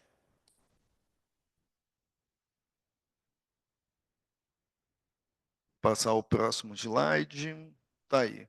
Quero deixar aqui o convite para... Esse foi o 14º SIMPER, Seminário de Impermeabilização que a associação realizou. Este ano foi na Firjan, esse ano de 2024 foi na Firjan. Esse foi o folder do 14º, mas eu já tô convidando vocês para o 15º SIMPER. Está aí, próximo, em novembro. O que é o SIMPER? É um seminário de 2 dias, com palestras o dia inteiro, durante esses 2 dias. Além das palestras, nós temos a área de stand de expositores, em que as pessoas podem estar diretamente ali com os expositores, pegando as amostras, pegando maiores detalhes, né, dos materiais e serviços que eles prestam. Além do que uma área de exposição, uma área de exposição no sentido de aplicação dos sistemas de impermeabilização, de prática de impermeabilização. Então, são 2 dias bastante intensos, e nós já temos a data dia 5 e dia 6 de novembro, que também será lá na Firjan, na Tijuca. Já deixo aqui o convite, peço para vocês marcarem na agenda, porque é bastante interessante. Vale ressaltar que até o 11º SIMPER foram realizados aqui na casa do Sinduscom. Né? Ele nasceu aqui no Sinduscom. E o evento vem crescendo todo ano. E aí não cabia mais aqui na casa, infelizmente. E aí nós fomos buscar locais que nós conseguimos trazer mais pessoas. Nós tivemos no último evento mais de 500 pessoas por dia durante o nosso evento. Acho que foi muito bacana, é o único evento, eu acho que da área da construção civil e que dirá, com certeza, da impermeabilização no Rio de Janeiro. Né? Então, acho que não aconselho perder esse evento. Por favor. Estão aí os contatos da associação para quem se interessar em nos contactar. Mas agora eu vou falar porque venho aqui, né? Por que a impermeabilização sem medo? O que é a impermeabilização? Para que serve? Quais são os sistemas e materiais usados? Né?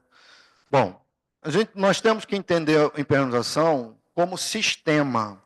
É um sistema de vários serviços, ali todos juntos, que tem o objetivo não só de proteger as estruturas, assim como dar o conforto para aquele que habita e utiliza aquela estrutura. Então, basicamente, são 2 coisas: proteger a estrutura e o ser humano. Né? Para isso serve. E ela é um sistema, ou seja, ela não é a aplicação de um material. Ela é um conjunto de atividades na qual existe um material, pode existir um material impermeabilizante, mas ele é um conjunto de atividades. Isso é a impermeabilização. Impermeabilização é um sistema, importante guardar esse item. Como está dito aqui, o que é? É uma série de serviços.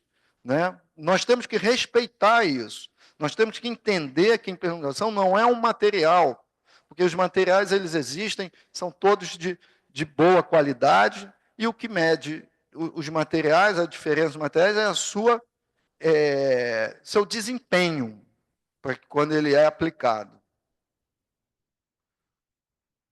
E para que isso tudo funcione, como são vários serviços, para que isso tudo funcione, é preciso que a gente respeite, aí que vem a questão da engenharia, que a gente respeite as suas etapas. Como é que é feita engenharia? Engenharia, porque a impermeabilização, como tudo, ela precisa ser respeitada, né? Então, quais são, na engenharia, como é que se faz? Primeiro, a gente tem um projeto, depois definido no projeto, a gente prepara a superfície a qual vai receber aquele sistema, depois a gente fala da impermeabilização, dos materiais, dos sistemas de impermeabilização, propriamente dito, depois das suas proteções, e também depende da fiscalização do próprio executor, do projetista, do cliente, da fiscalização propriamente dito. Então, vamos lá. O que é um projeto? Como é que é um projeto de impermeabilização? Tá? Também um projeto de... O que deve ser considerado nesse projeto de impermeabilização? Ele tem que considerar algumas premissas, né? O projeto de arquitetura, ele tem que conhecer a estrutura sobre a qual ele vai ser projetado, o paisagismo, as instalações, como é que isso tudo vai interagir e vai funcionar junto à impermeabilização. Então, quando a gente fala de impermeabilização, o projetista de impermeabilização ele tem que ter essa noção do todo da construção. Então, é muito importante que ele conheça, para então ele poder fazer um mapeamento e uma especificação das áreas que necessitarão dessa impermeabilização. E aí, como é que isso se apresenta?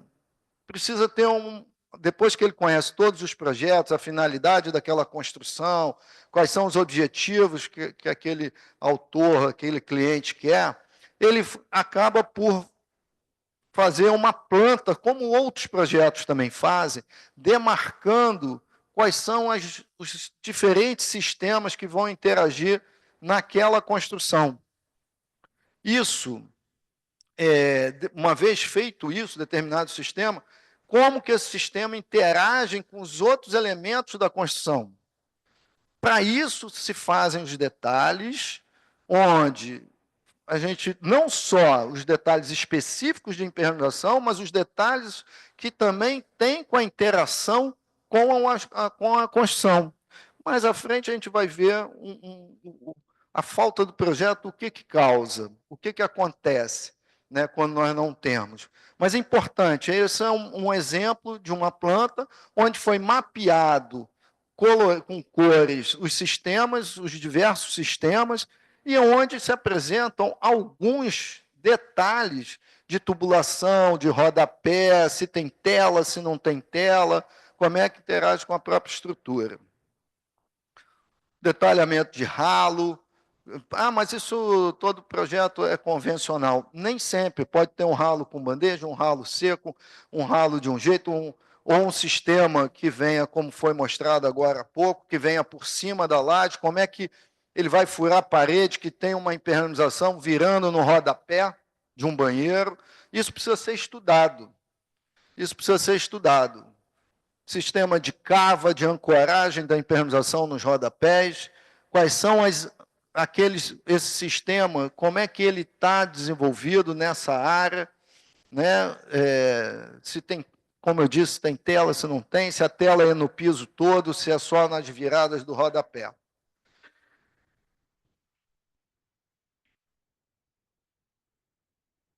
Por favor, mais outro. Isso que eu queria mostrar. Esse é um exemplo de falta de projeto, ou de respeito a projeto na execução da obra, ou falta de compatibilidade de projeto. Como é que uma pessoa pode fazer uma impermeabilização entre tubos? Uma impermeabilização segura, em que a gente diga que isso vai durar 15 anos, 10 anos. Não tem como esquecer da impermeabilização. Por favor. E aí fizeram mágica. E aí o impermeabilizador não teve alternativa, e ele queimou os tubos de ventilação de PVC. E aí, isso vai durar quanto tempo? Né? Talvez ele tenha conseguido até impermeabilizar ali, mas atrás dos tubos, com certeza, ele não conseguiu.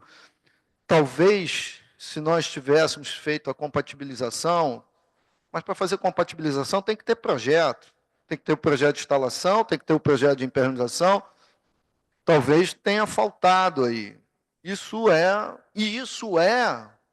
muito comum nós encontrarmos na obra. Outro exemplo de tubulação, de falta de projeto. Ralo, isso é um buzinote. Mas como que impermeabiliza um buzinote com tudo, né, desse jeito? Será que não teria uma outra solução?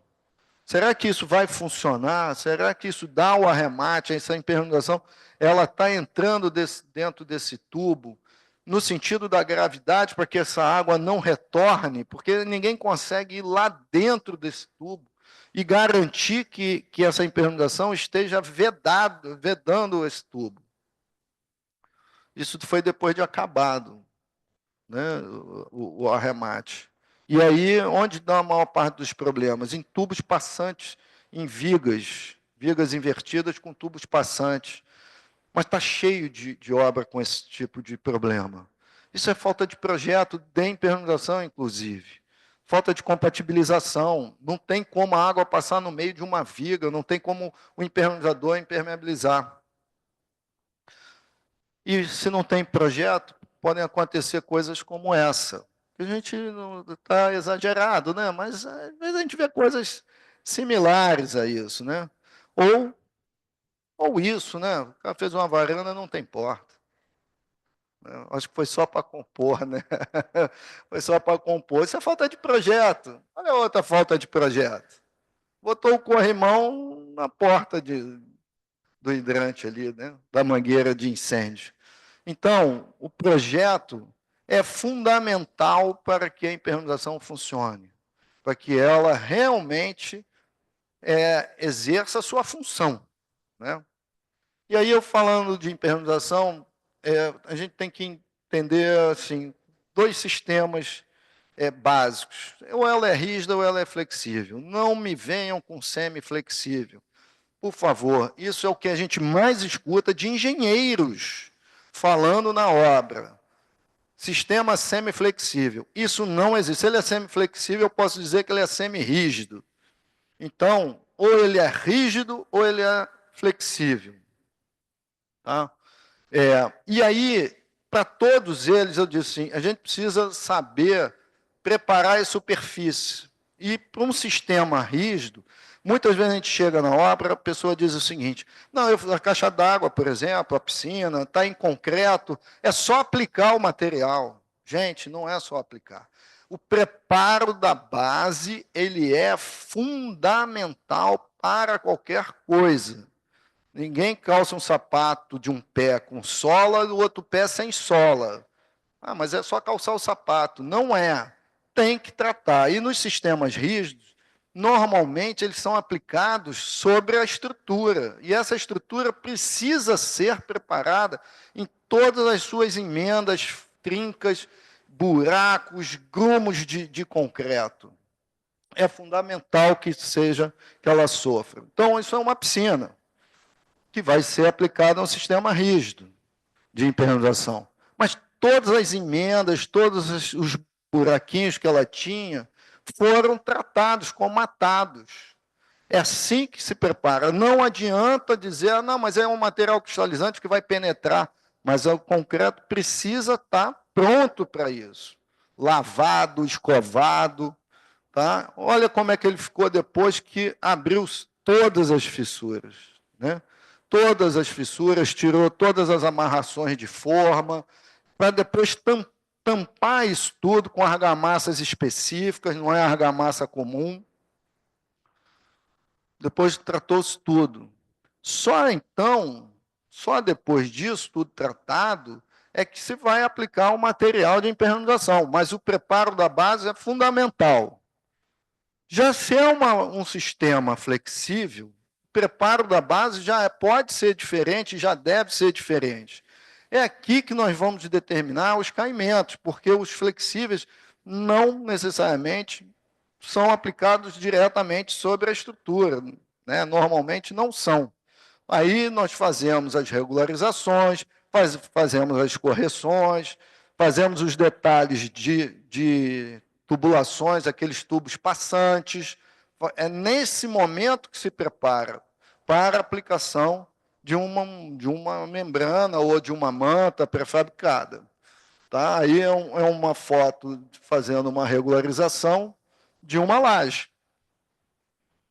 Para depois, nesse estado, que está onde está preto, passado o primer, você vê que a superfície está perfeita para receber uma impermeabilização. A cava foi feita na altura onde futuramente vai ter o piso, as meias canas estão feitas, a superfície está regular, foi definido os caimentos, aí sim passou-se o primer.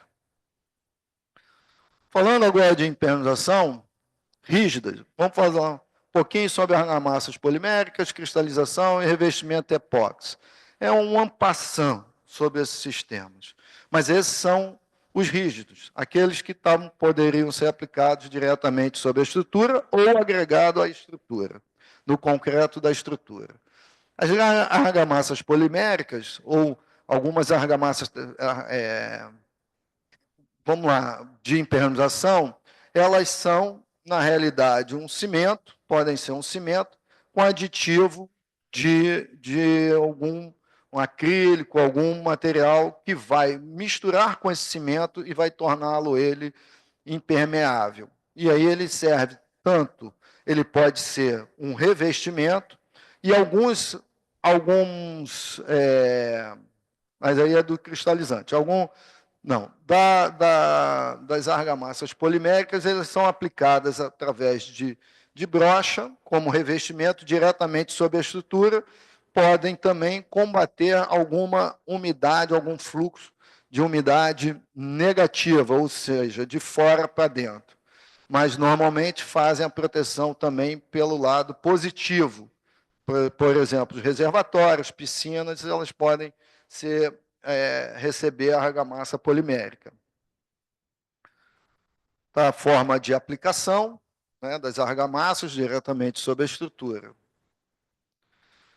Já os aditivos da cristalização podem também, tem duas formas dos cristalizantes. Ou você aplica sobre as estruturas já curadas, prontas, mas diretamente sobre a estrutura, eles vão penetrar e vão tapar as porosidades. Ou podem também ser aditivados ao concreto durante a fase de concretagem.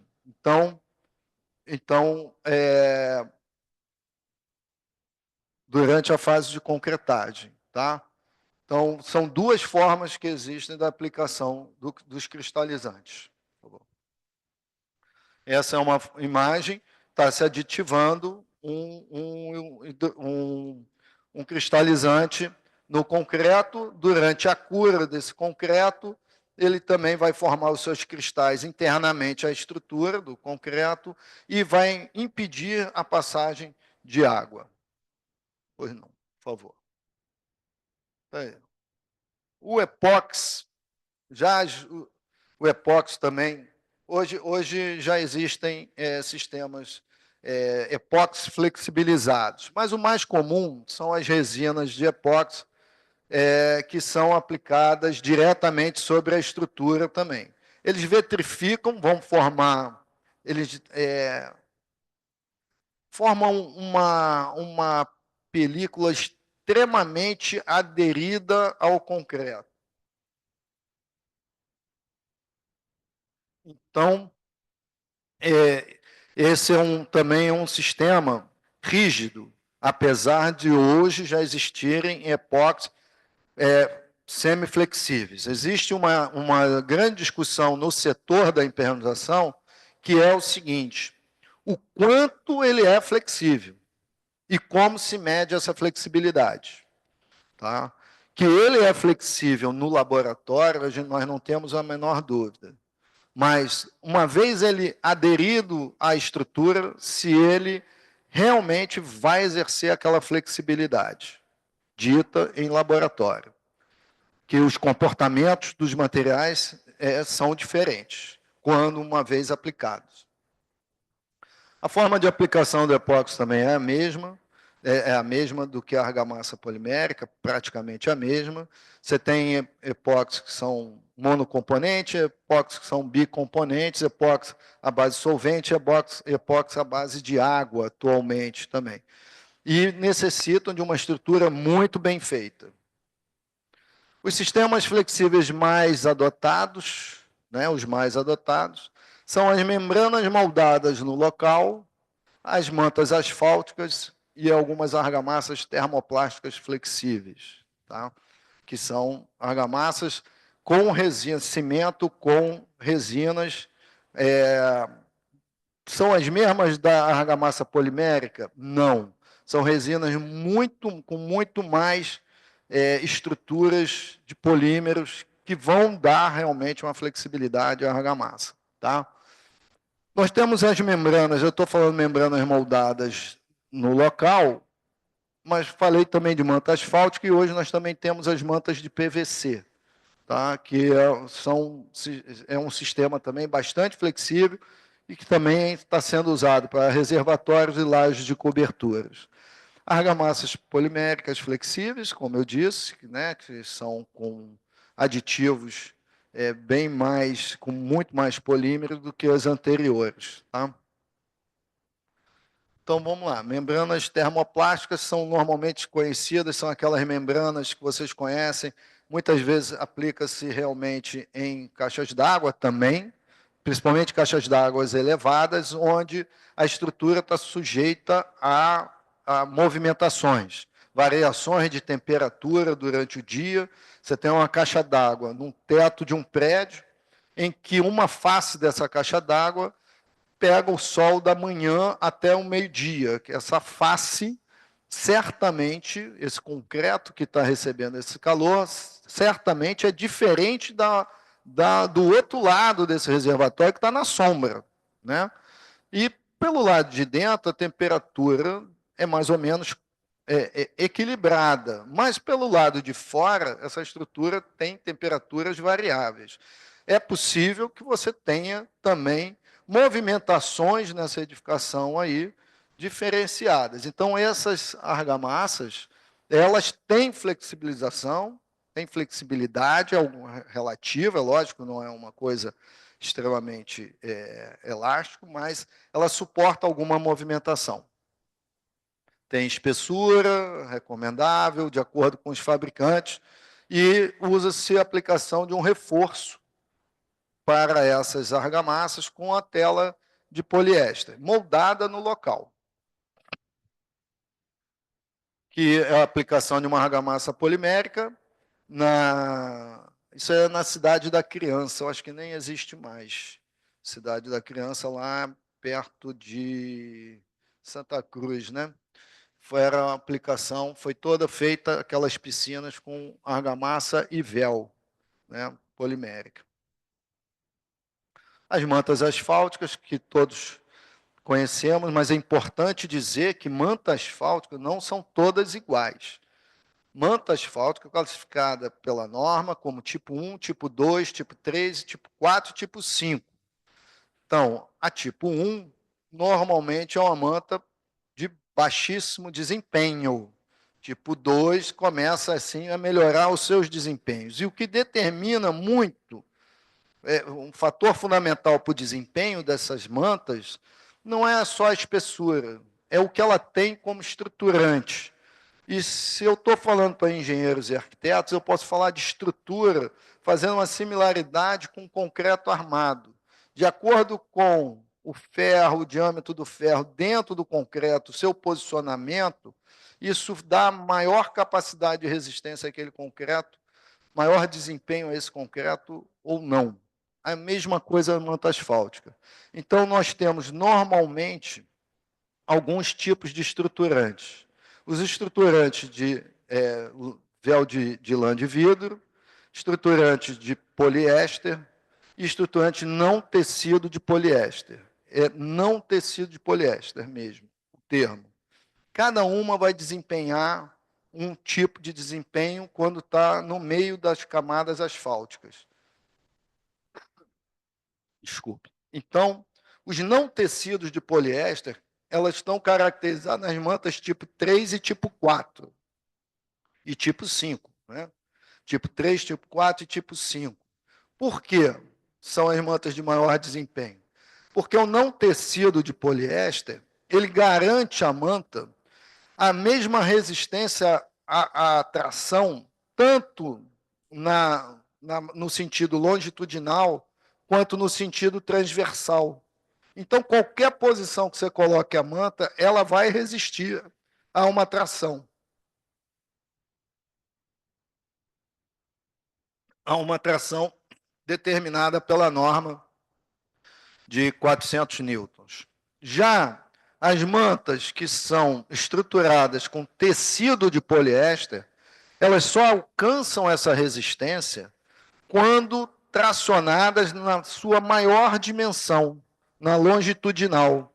Na transversal, elas não conseguem atingir esse mesmo desempenho. Então, isso dá uma diferenciação em termos de classificação da norma. E as mantas tipo 2, e podemos dizer que podem ser de lã de vidro, algumas mesmo de poliéster também são tipo 2, não é comum, mas normalmente são as de lã de vidro. Né? Tem um desempenho menor. As mantas, pelo desempenho, elas são boas ou são ruins? Elas são ótimas, desde que bem definidas o seu uso. Não existe manta ruim. Existe manta mal dimensionada para a sua função. Ninguém fabrica material ruim. Né? Passa do pressuposto, senão a gente estaria falando mal da indústria, que não vai fazer material ruim. Depende do uso para que aquilo se presta. Então, as fitas asfálticas com proteção aluminizada, a maior parte dessas fitas que é utilizado em beirais de telhado, elas não têm nem estruturante, o que a gente pode dizer que são mantas tipo 1. Eu posso usar essa fita para fazer uma laje? Acho que não vai funcionar bem. Acho que o desempenho vai ser muito pequeno. Por favor. Existem as mantas, né, autoprotegidas, existem as mantas sem proteção, as mantas aí podem ser classificadas pelos seus asfaltos, plastoméricas, elastoméricas e oxidado, né? Mantas com asfalto oxidado, os acabamentos das mantas, areia, filme de polietileno e de polipropileno. Esses são os tipos de estruturantes, como eu havia dito. É o que tem no mercado. Então, quando a gente vê uma manta, a gente precisa entender que tipo de manta é aquela. Ao invés de ficar prestando só atenção na espessura da manta. A espessura da manta é importante? Mas ela não é determinante. Você pode ter uma manta tipo 4 pior do que com desempenho pior do que uma manta com 3 milímetros. Desculpe. Uma manta com 4 milímetros pode ter um desempenho pior do que uma manta de 3 milímetros. Ela só tem mais asfalto, mas o desempenho é menor. Bom, onde elas são utilizadas, as mantas, né, as membranas, né, moldadas em loco. Importante, independente do que está na tela, importante deixar dito o seguinte, da mesma forma que eu falei, não existe material semiflexível, a gente consertar para os engenheiros um termo muito comum, falar em manta líquida. Isso é um termo comercial, puramente comercial, que não tem nada de técnico. Porque uma manta líquida é uma membrana moldada no local. E uma membrana moldada no local, ela pode ser um poliuretano, ela pode ser um acrílico, ela pode ser uma resina cimentícia com polímeros. Então, não diz nada. O engenheiro não pode falar membrana moldada no local. O engenheiro tem que saber dizer. O engenheiro não pode falar, desculpe, corrigindo, o engenheiro não pode falar de uma manta líquida. Isso não é termo técnico. Nós temos que falar de uma membrana moldada no local e saber qual é a membrana moldada no local. Então, é importante frisar esses dois conceitos, que não existe semiflexível e não existe manta líquida. tá? Importante para os técnicos, tá? Importante para os técnicos, que não estão no varejo aí.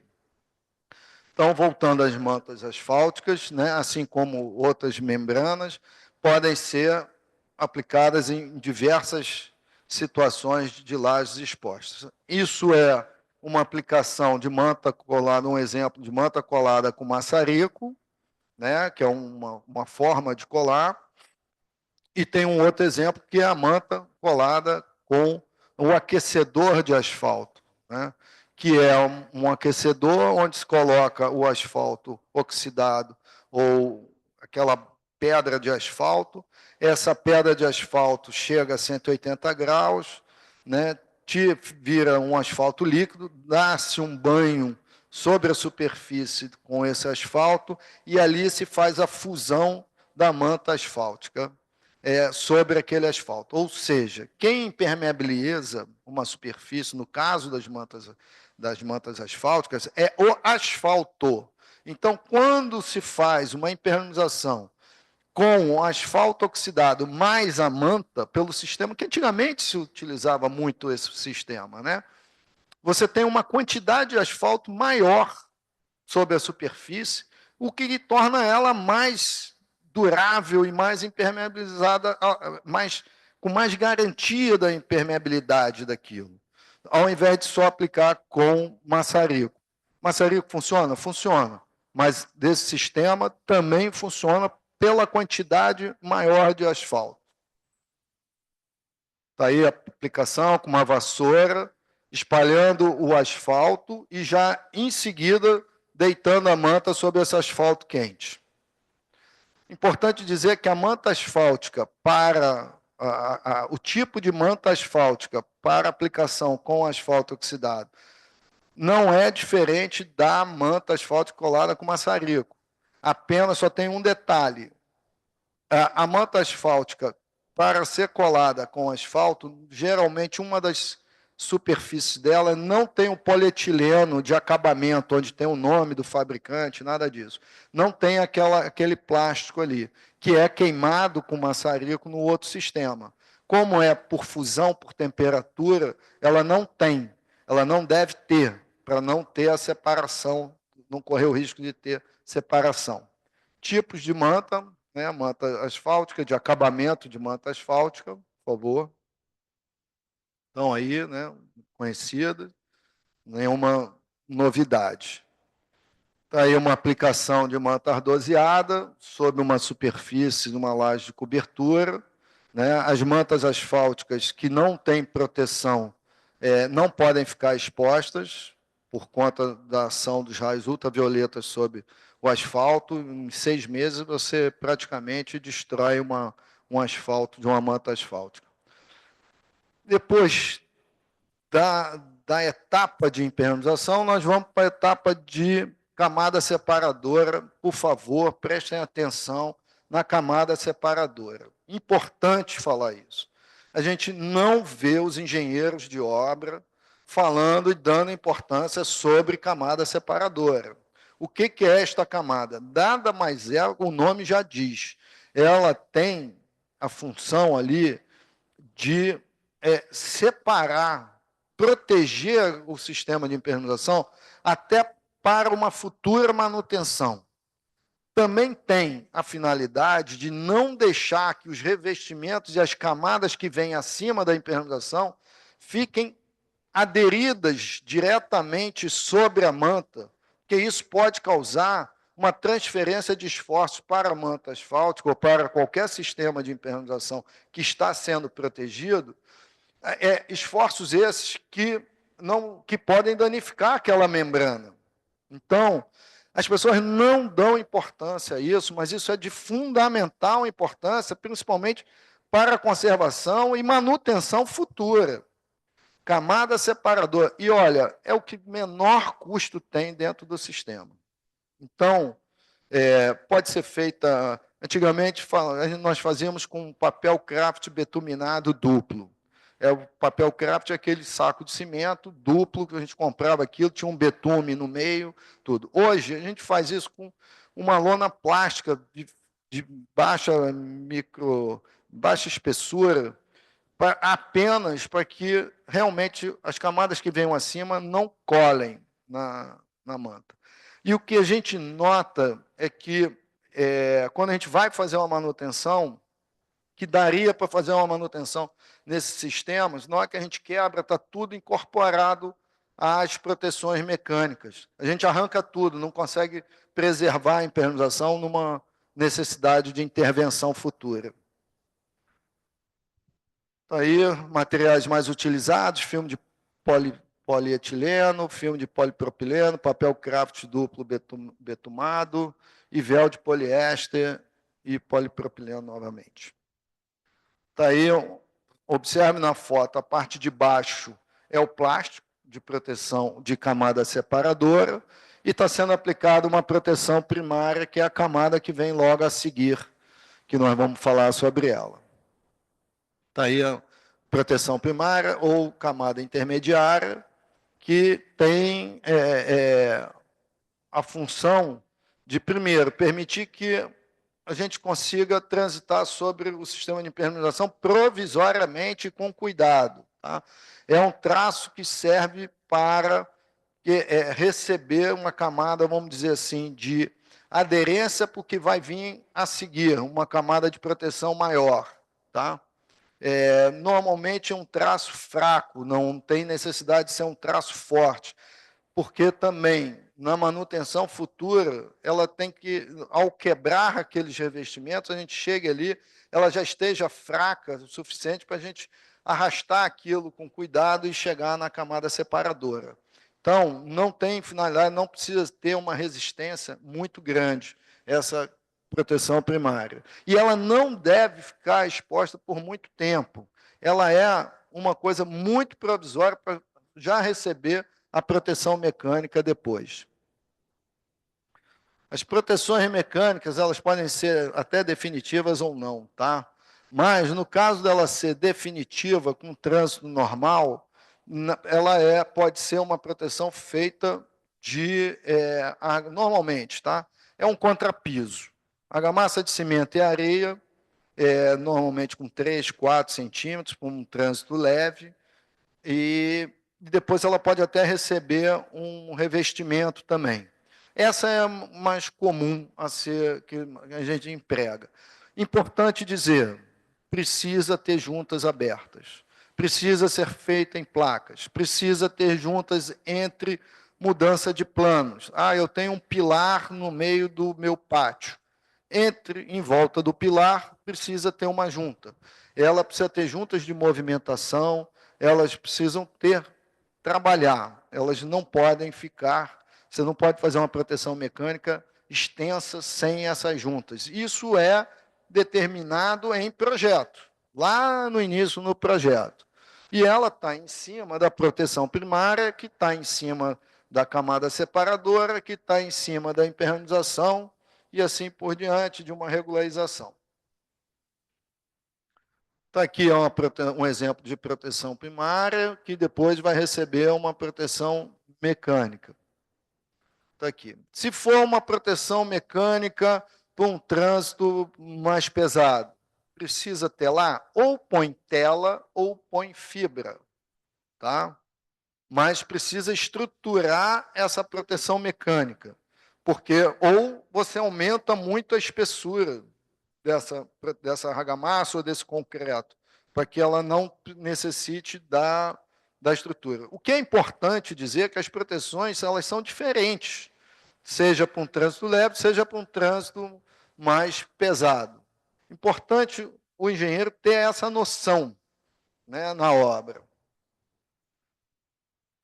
Um exemplo de proteção, pois é, uma concretagem dessa de proteção mecânica, imagina se a gente faz isso diretamente sobre uma manta asfáltica, sobre uma camada separadora. Os espaçadores ali da ferragem, certamente vai furar a manta. Então, vai colocar essa proteção mecânica e vai furar tudo. Então, precisa ter aquelas camadas todas para chegar aí na proteção mecânica, a gente ter a segurança de que aquele não danificou o trabalho que foi feito anteriormente. Proteções verticais, mesma coisa, o mesmo cuidado. Aí não tem nas verticais, nós não temos a camada separadora, não tem como fazer. Tá? A camada separadora se faz no piso, mas não faz nas paredes. Tá? Um detalhe do projeto, né, que está dizendo o passante da tela, a tela não vai até em cima, mas ela ultrapassa a altura da cava da impermeabilização, que está ali entrando na parede, seja lá qual for a impermeabilização. Por favor. Outro exemplo da parede aí com proteção e tela, né? Tem aí uma tela. Depois a proteção mecânica, tanto no piso, Importância da fiscalização. Também já estou terminando. Vamos lá, fiscalização. Por que é importante? E como a gente pode fazer? Está aí os nossos guias. Tá aí os nossos guias que podem ajudar bastante quanto às normas. Para aquele profissional que vai estar na obra, mesmo que ele não esteja na fiscalização direta do serviço de impermeabilização, ele pode utilizar como orientação das normas. O universo da impermeabilização, como o universo da engenharia, tem norma para tudo. São várias normas. Mas essa norma aí, ela fala muito da execução, é projeto e execução. Então, vale a pena ter esse manual e vocês baixarem lá, tá? Para auxiliar na fiscalização. A mesma coisa o de segurança, né? Para vocês não serem pegos assim de surpresa por uma fiscalização, né? De um auditor do Ministério do Trabalho ou mesmo da obra de vocês. Os testes na fiscalização, teste de Holiday, tá? O Holiday Protector é um equipamento em que ele lança uma carga elétrica em volta daquele bastão e, ao passar por cima do elemento impermeabilizante, ele pode detectar ou não uma falha. Não significa furo. Ele é dimensionado para a espessura do material. O asfalto, o PVC, eles são isolantes elétricos. Então, quando há uma falha, por um acaso, o impermeabilizador aqueceu demais a manta ao ser aplicada, tornou ela mais fina, ele vai detectar. Não é furo, mas ela ali não está com a mesma espessura. Então, ele vai detectar, ele vai dar um sinal, ele fecha um curto. Então, ele mostra, é um raio, dá um raiozinho lá, e você vê, ele aponta o local que está com problema. Vai com giz, marca ali e faz ali o reparo. A mesma coisa na manta de PVC também. Alguns sistemas não são isolantes, ele não funciona. Ele não substitui o teste de hidrostático de 72 horas, tá? Ele não substitui, mas ele é um elemento em grandes áreas, por exemplo, antes de botar em teste hidrostático, faz o teste de Holiday, porque às vezes em locais as áreas para botar em teste custa muito caro, a água custa caro. Então é uma forma de fazer um teste sem gastar, por favor. E o teste de 72 horas, né? Que deve ser feito sempre, em todas as áreas. Não dá para fazer teste por amostragem. Eu testei aqui, se eu testei aqui funcionou, não preciso testar lá. Não pode, não dá. Isso não é. A impermeabilização é feita uma a uma deve ser testada. Não se abre mão de teste de estanqueidade com uma boa lâmina d'água. Também não é só botar pouquinho, não. Por favor. Então, aí os nossos contatos, mais uma vez. E, mais uma vez, o que eu disse no início, se houver interesse de vocês, aqui foi só um ano passando, tem muita coisa para aprofundar no setor da impermeabilização, mas precisa ver qual é o interesse de vocês para que a gente realmente traga o assunto específico, né, para suprir essa demanda, caso tenha. Então, me coloco à disposição para qualquer dúvida, né, e já deixo aqui na tela os contatos da nossa associação. Tá? Alguma dúvida?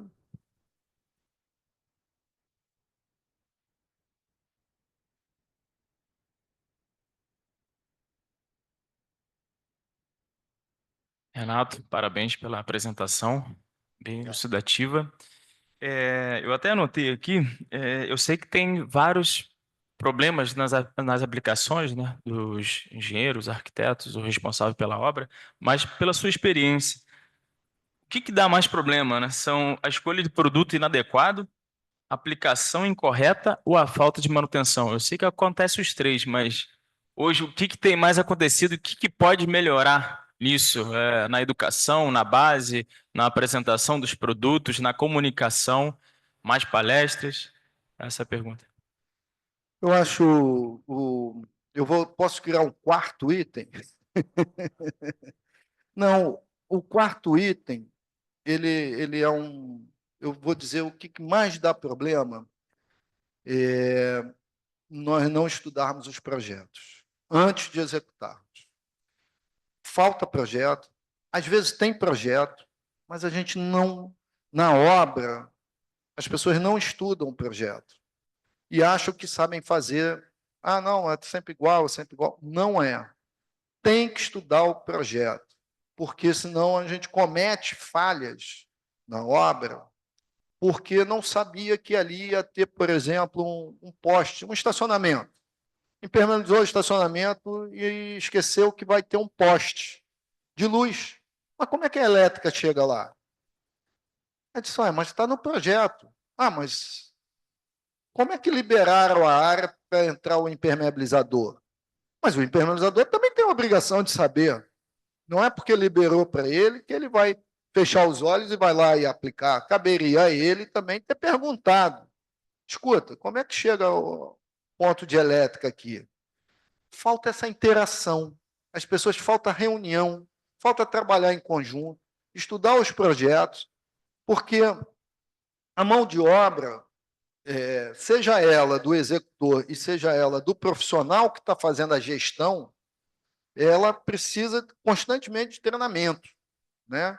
Então, nós estamos aqui hoje para falar com um grupo de engenheiros, mas qual é o universo da construção civil? Não é isso? Quantos engenheiros vêm estudar? Eles normalmente estudam quando ele tem aquela necessidade específica. Aí ele vai na internet, busca lá, liga para você, descobre o teu produto e te chama na obra. Só que o projeto já foi feito, né? Quando você chega lá, o projeto já foi feito, ele está executando.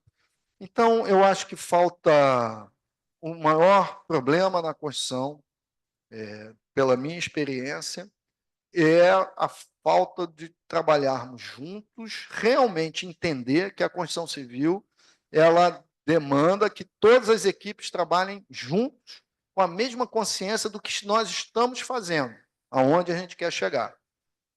Precisamos trabalharmos juntos e parar de olhar só para a mão de obra, só para o material. Não que eles não tenham, tem suas falhas, mas eu acho que o maior problema é de quem está à frente da obra. Entendeu? Perfeito. Legal.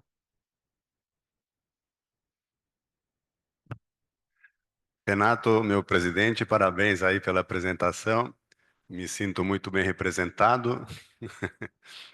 E entrando nesse assunto, né, da qualidade, né, do trabalho e constatando que, de fato, a gente não presta muita atenção nos projetos, precisamos constatar que nós temos muito retrabalho, né, nas obras. Eventualmente esquecemos, né, de que vinha, né, um profissional após o nosso trabalho, né, então temos eventualmente, né, alterações de projeto que o próprio arquiteto durante a obra prefira, né, fazer diferente do que havia pensado no projeto e tal. E aí eu queria te pedir para a gente pensar qual seria a melhor maneira da gente encarar esses problemas, né, após a conclusão e entrega da impermeabilização, que tem nos gerado muito retrabalho e, às vezes, com bastante posterioridade até. O problema vem se descobrir num estágio onde a obra está até sendo usada já pelo cliente final. Ô, Daniel, boa pergunta. É um desafio, né? Eu acho que é uma mudança de mindset, de pensamento. Nós construímos, entregamos e damos um adeus. Agora você cuida. Ah, entrega o manual, você entrega o manual, agora você cuida.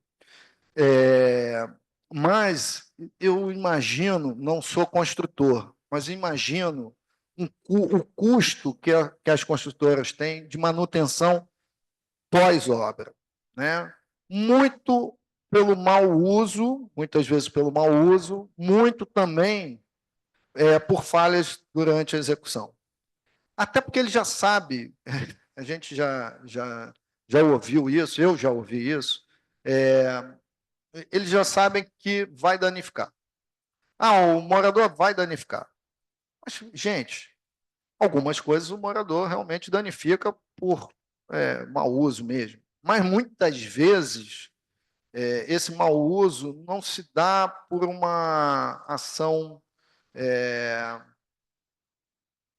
do morador, do proprietário. Tá? Eu acho que cabe a nós estarmos mais próximos desse cliente que comprou um imóvel. Olha só, comprar um imóvel, gente, é muito caro.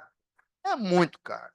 Não é brinquedo. A pessoa passa, sei lá, 15, 20 anos pagando aquilo. Não é possível, e a gente faz repetido. As nossas obras, tudo bem, cada obra é uma obra, mas é um trabalho repetido, é o mesmo grupo. Quantas vezes a gente vai na obra encontra o mesmo prestador de serviço? Né? Por que a gente não constrói melhor? Por que a gente não se fala mais? Acho que o custo do terreno, o custo do empreendimento é muito alto, realmente é muito alto, e o tempo faz com que as coisas não tenham tempo de amadurecimento entre as informações. Não sei como mudar isso, mas sinto que nós precisamos ser mais técnicos e mais profissionais, realmente encarar a construção com mais respeito, porque quem está custeando aquilo, quem está pagando aquilo, merece mais respeito, né? De uma construção que seja orientada e tenha um acompanhamento. Eu sugiro que cada empreendimento, ele tenha um gestor pós-obra, tá? Pós-obra, que aquele gestor acompanhe aquele empreendimento por longa data.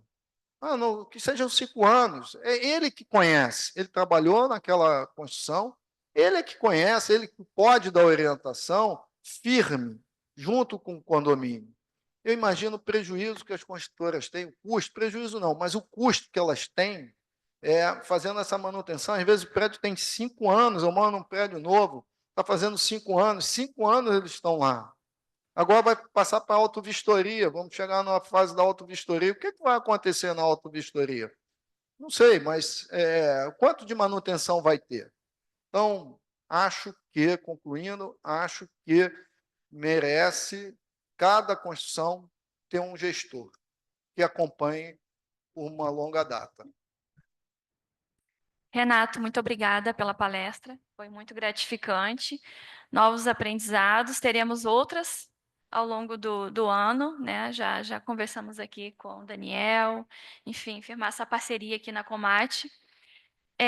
Teremos agora também um sorteio de uma agenda para os que estão online. Quem está patrocinando hoje a agenda é a Bernal, né? Ela é parceira da Sanitrite e ela trouxe aqui. Eu ia fazer online, mas eu não consegui, então preparei rapidamente aqui naquele sorteio antigo, né, de papéis. Então, vou pedir aqui para o Thales realizar o sorteio e eles enviarão pelos correios. Aí depois é só passar aqui o endereço no chat, tá, Thales?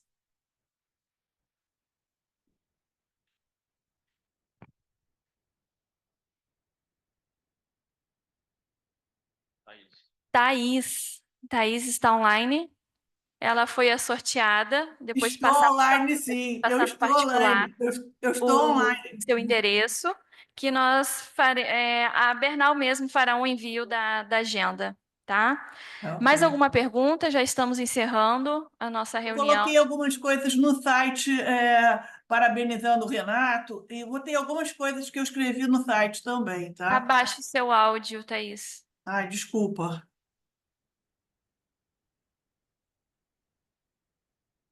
Eu botei algum... Agora, estão me ouvindo melhor? Estão me ouvindo melhor? Então... Tá para baixo. Ai, desculpe, eu não consigo aumentar. Olha só, eu coloquei alguma coisa no site, no chat, sobre algumas coisas da palestra, tá? Eu Tá achei, ok.